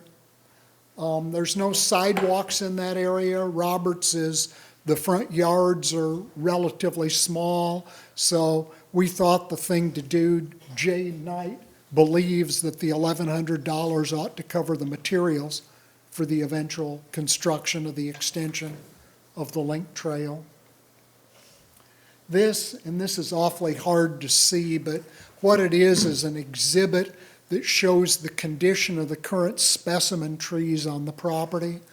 Like the mayor said earlier, trees have an age, there's a life to them. Most of the trees that are on the property have some degree of damage. We've consulted with Mr. Furbush. We'll work closely with him in preserving what trees are possible. And the one proffered condition is that to the extent that we can't fully comply with the tree ordinance and replanting, we'll follow the procedures set forth in your ordinance to contribute to the tree bank for plantings elsewhere. This is the traffic slide that was talked about a minute ago, about 44 cars in the morning, 50-some cars in the evening. The prices of the townhomes, these will be 3-bedroom, 2.5 bath in the mid to high, well, actually the high 300,000s. We have a few renderings to show you here. This is a rendering of the entrance off of Bullsboro Drive. This is the view from Bullsboro Drive at a slightly greater distance. This is a streetscape, and one thing that Mr. Knight is proposing that they weren't able to show here on the visuals is part of the grading, they'll vary the height of the different buildings. So even this shows everything being flat as you go through here. The height of the different buildings will be varied. This is another streetscape. And this is a fly-through that shows an idea of what an observer moving through the development will see. The landscaping and the streetscapes. This is the entrance off of Bullsboro. Another streetscape.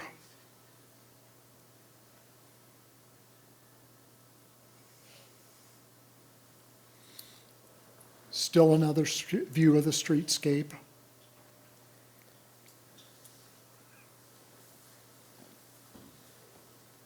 And here we are coming along Bullsboro, showing what people will see driving along Bullsboro, looking into the main entrance. So here we are, back at the property. It's an unusual piece of property. It's never been developed. It poses development challenges. but it also is an opportunity to solve housing issues.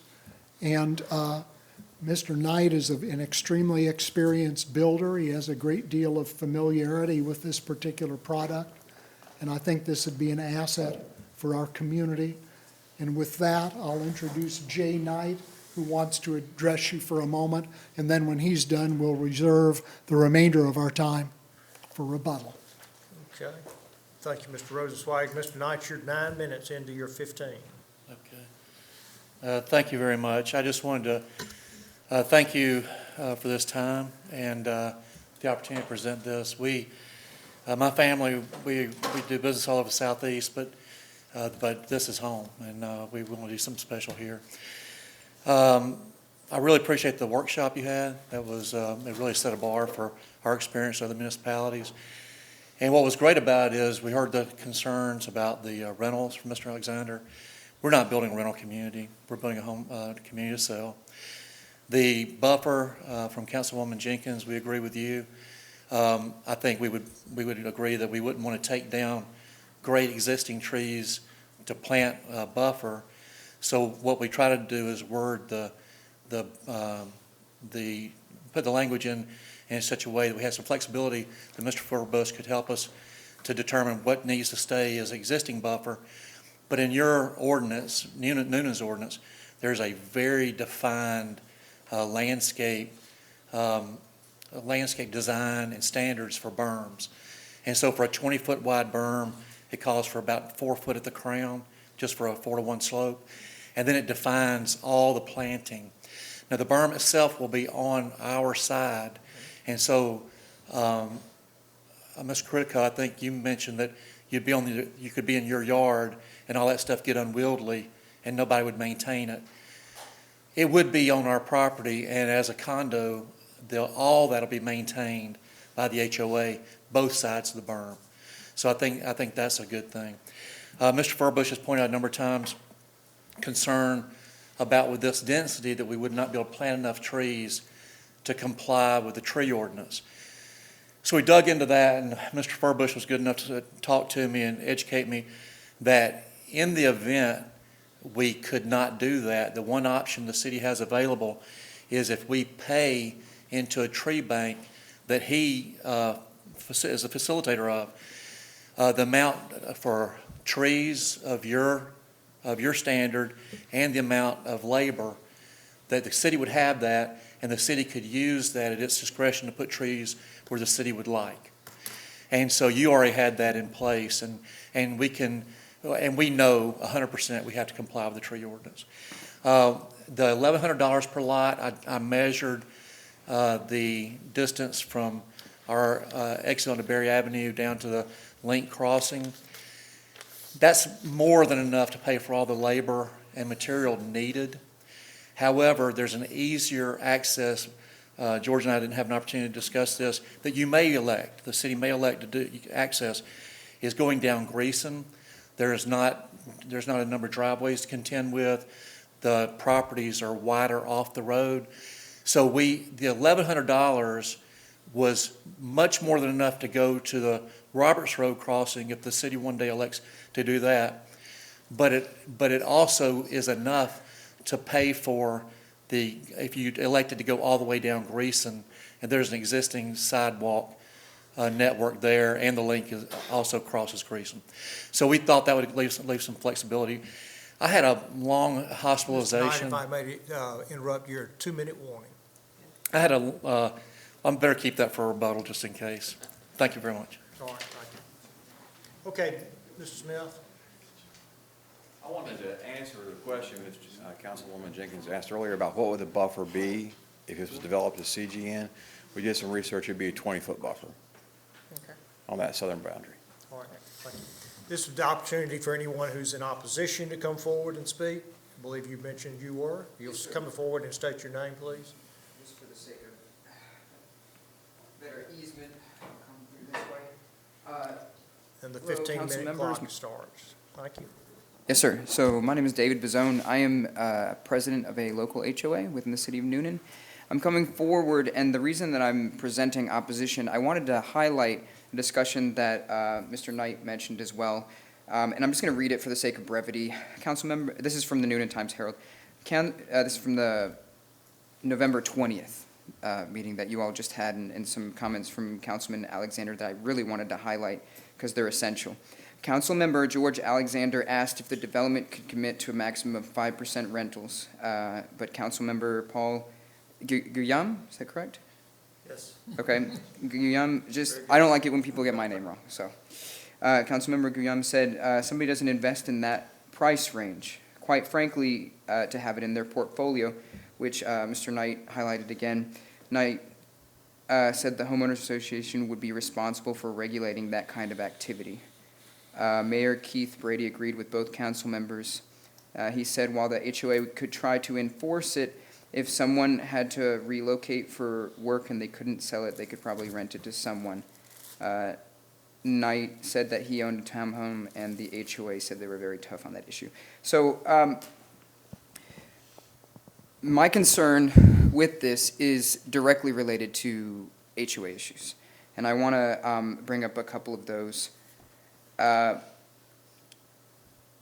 give a primer, very brief, that has not been mentioned, and I apologize for not being able to mention this during the workshop, but I think that it should be addressed, is when articles of incorporation, which are the establishing documents of an HOA, are in what Mr. Knight will be doing. When they rezone this and they come in, they will be establishing an HOA, and they will do these CCNRs, these articles of incorporation, and the HOA will run with the land, correct? So the HOA will be with this community from then on. And I'm coming to give my community as a case study to what happens in 20 years. So our community had an HOA and was incorporated. They redrew, they rezoned so that we'd be part of the city of Noonan. And I am what happens 20 years later with an HOA. And I know that it has been said that HOAs cannot be regulated. They can be. But I think this is at this juncture, the point where the most crucial decisions can be made, as Councilman Alexander mentioned about limiting rentals and other considerations. So this is the point where you all have the power to say what an HOA can or cannot do in the future. Why is this important? And I just want to bring up one thing. I'm Christian. I know that not everyone in here may share that, but for anyone who's not familiar, I wanted to ask the council members what the second greatest amendment in the New Testament is, just as a trivia. Does anyone know? By chance. It's to love thy neighbor. Right, to love thy neighbor. And I come with that sentiment from this point.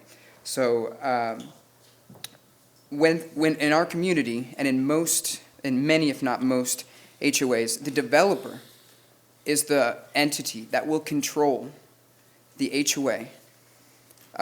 In our covenants, and every covenant is different, they controlled our HOA for 10 years. Well, I think the stipulation was it was either 10 years or until all of the units were sold, and then it would be transitioned to the actual homeowners who would make decisions. So the developer makes decisions first. Mr. Knight, I haven't seen your covenants, but he will be making decisions for around near the next decade in this community. And so that is an important consideration.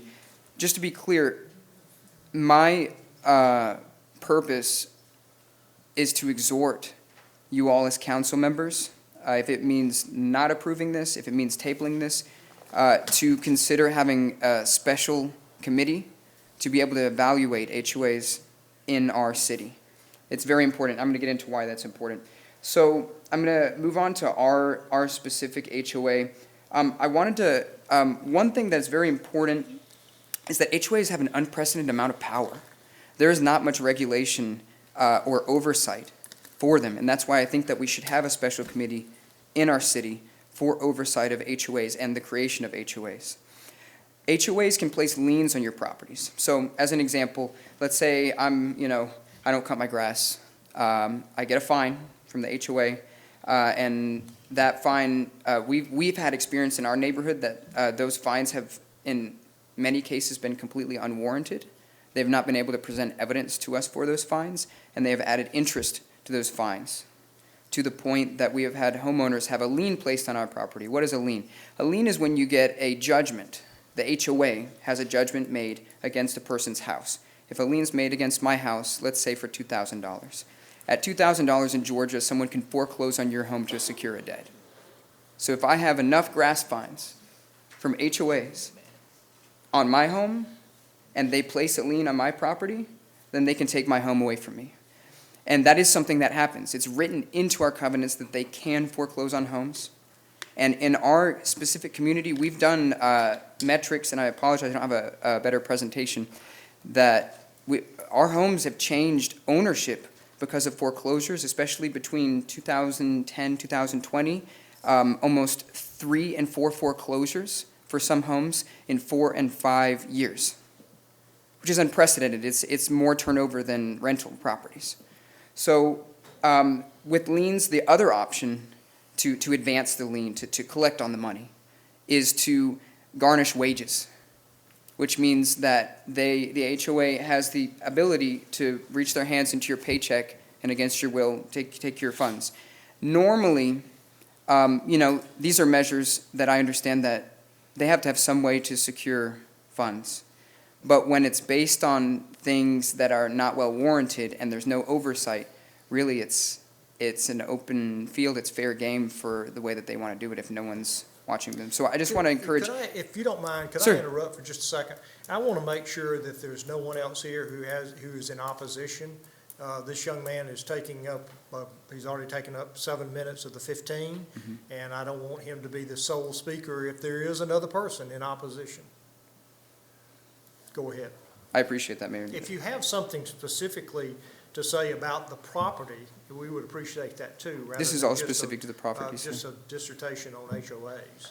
Well, this is specific to the property. So what has happened in our neighborhood with the foreclosures, and to Councilman Alexander's point, is that after homes were foreclosed on or were for sale, and to Councilman Guillaume's point, we have had corporations come in and purchase. So we have, in our neighborhood, there's 118 homes.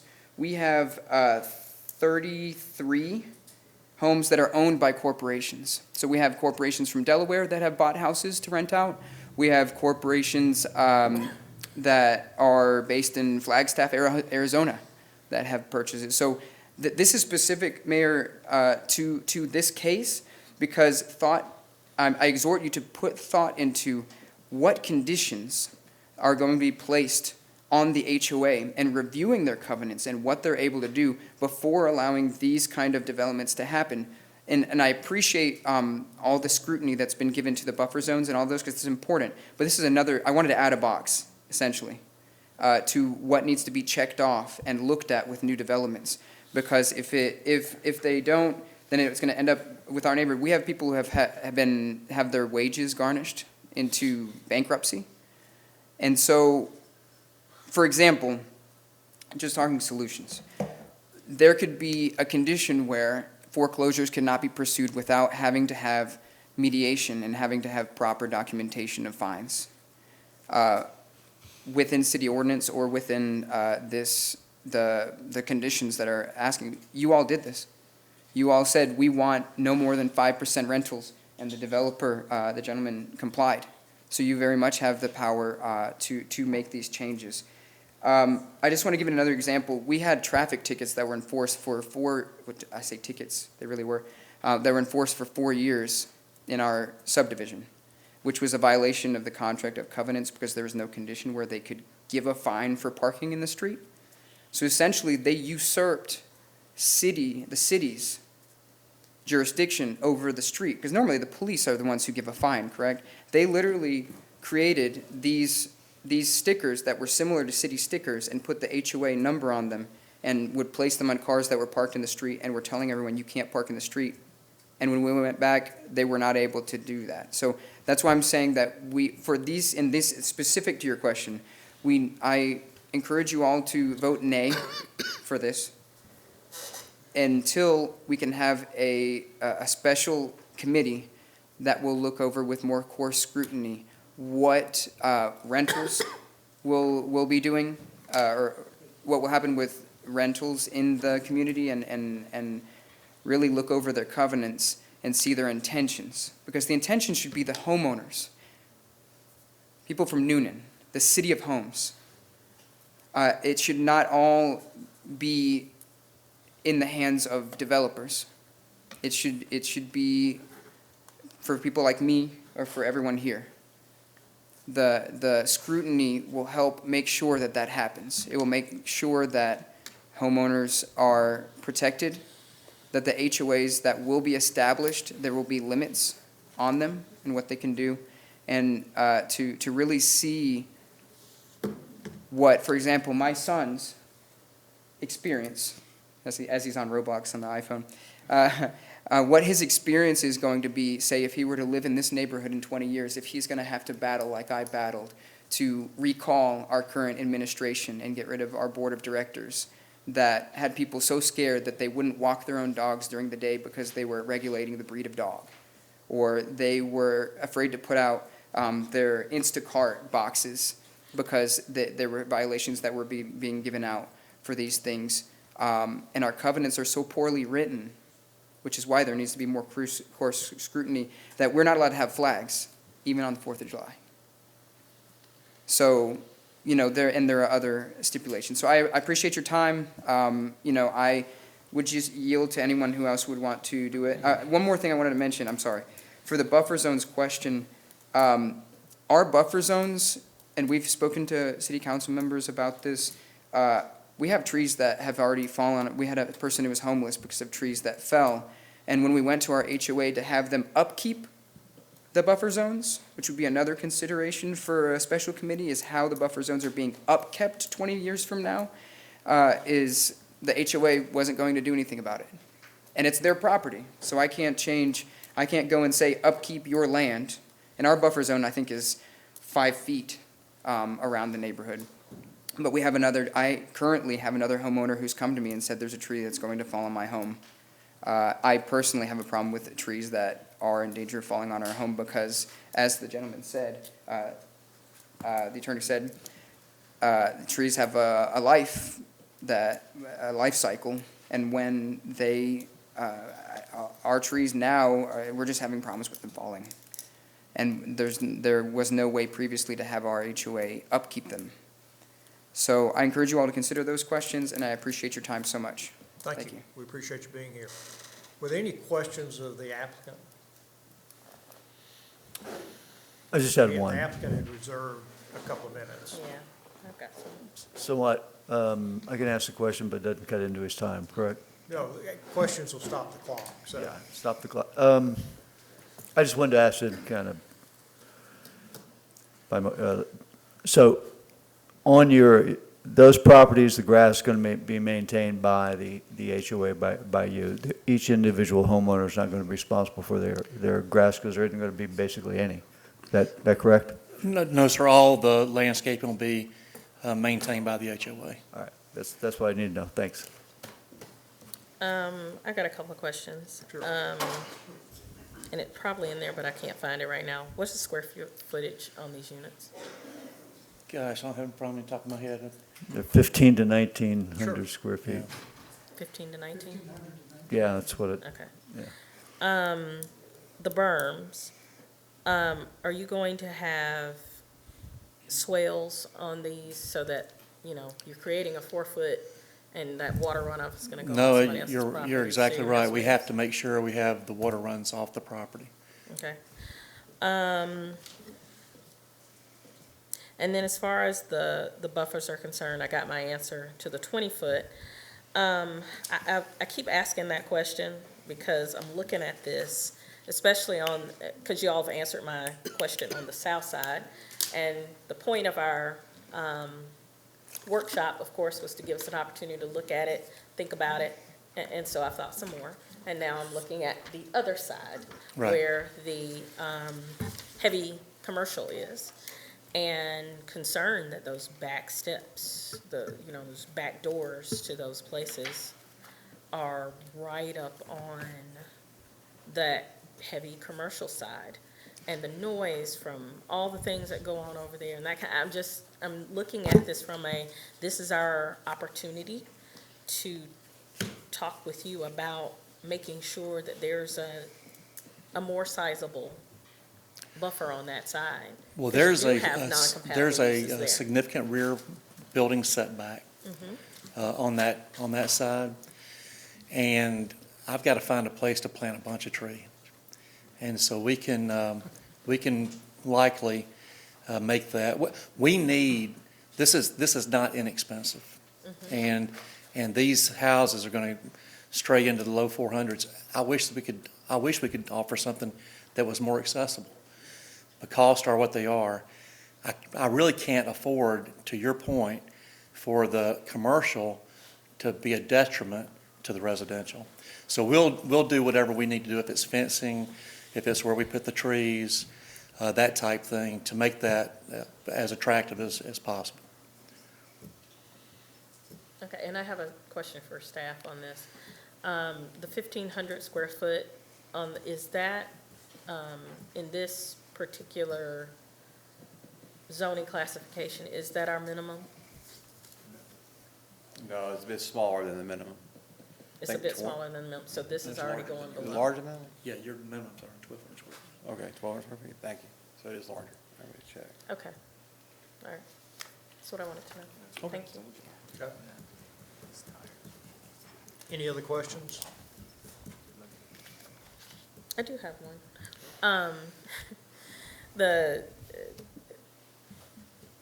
1,500 minimum, or 1,500 to 1,900 square feet, was that a condition or is that y'all's idea? That's the product that we build Okay, in that. okay. Okay, any other Mr. Phillips, did you have something? Before there's a vote, I would like to ask for a point of clarification on the proffered condition of donating the $1,100 per unit. At what time in the permitting process will that $1,100 per unit be given? Is it during the LDP or individual building permit? Whatever's easier for you to manage, we could do it at recorded plat, we could do it at building permit, we could do, if you define that, we could. I just would like, be clear so that we know going forward What- if it were to be approved. Well, let's clarify it. What would you prefer? I think LDP. Pardon me? Land and service permit. LDP? That's what I would suggest. Mr. Knight? Sure, we can make that work. Okay. Anything else? The only other thing I'd like to bring up is that I hear you. I've forgotten your name that fast. I'm trying to find it. Who spoke in opposition? Okay. I've actually heard some of the similar complaints about other HOAs in our city. And I don't think we can address that right here in this particular application. But I would like for us to have some sort of discussion as a council, because some people in our community are really dealing with some trying situations from HOA issues, where the developer is holding them hostage in some ways. So I would like to put that as a separate issue. For another day. Exactly. Yeah, okay. Anything else on this particular rezoning? All right, I'm going to close it. Was there anything he needed to rebut? He had a couple minutes left. Did you want to rebut? Did you have anything No, else, Mr. Knight? I don't have anything else to say. Mr. Rosenzweig? Well, I'll just be very, very fast. HOAs are a form of government. There's good ones, there's bad ones. It's too bad these folks have had trouble with their HOAs, but one of the advantages of having, and I don't know whether I can get back here fast enough, but having Jay Knight with his experience being the developer here and in control as declarant of the HOA for a considerable period of time, is he and many members of his family live in this community. The story he was about to tell you, but he decided to save it for rebuttal, I'll steal from him. He nearly died from COVID. He was on a respirator for a considerable period of time. He rehabbed himself on our Link Trail. And that's why a contribution to the Link Trail is so very, very important to him, and why we're fortunate to have a developer who isn't just doing a bounce in and out of our community, but somebody who actually lives here and has put down roots and has a family that's put down roots. So thank you so very much. Thank you. Okay, Just one quick question. I keep hearing that you're the developer, but also Templar Development Group is developing. What's the relationship? What's the Templar is me, my 83-year-old father, Perry Knight, my 73-year-old Uncle Scott Knight, and my 47-year-old cousin, Chris Knight. We had Knight Homes since 1978. We sold it 3 years ago, and we formed Templar Development. We were able to continue developing under that flag, and now DRB builds what was formerly Knight. Okay, thank you. All right, I'm going to close the public hearing at this time. Excuse me, please, I didn't, nowhere did you say anything where I can speak, because I wasn't totally against it, but you didn't ask whether I have, anybody else has something to say that. The time is up for both the opposition and the applicant for any more public comment.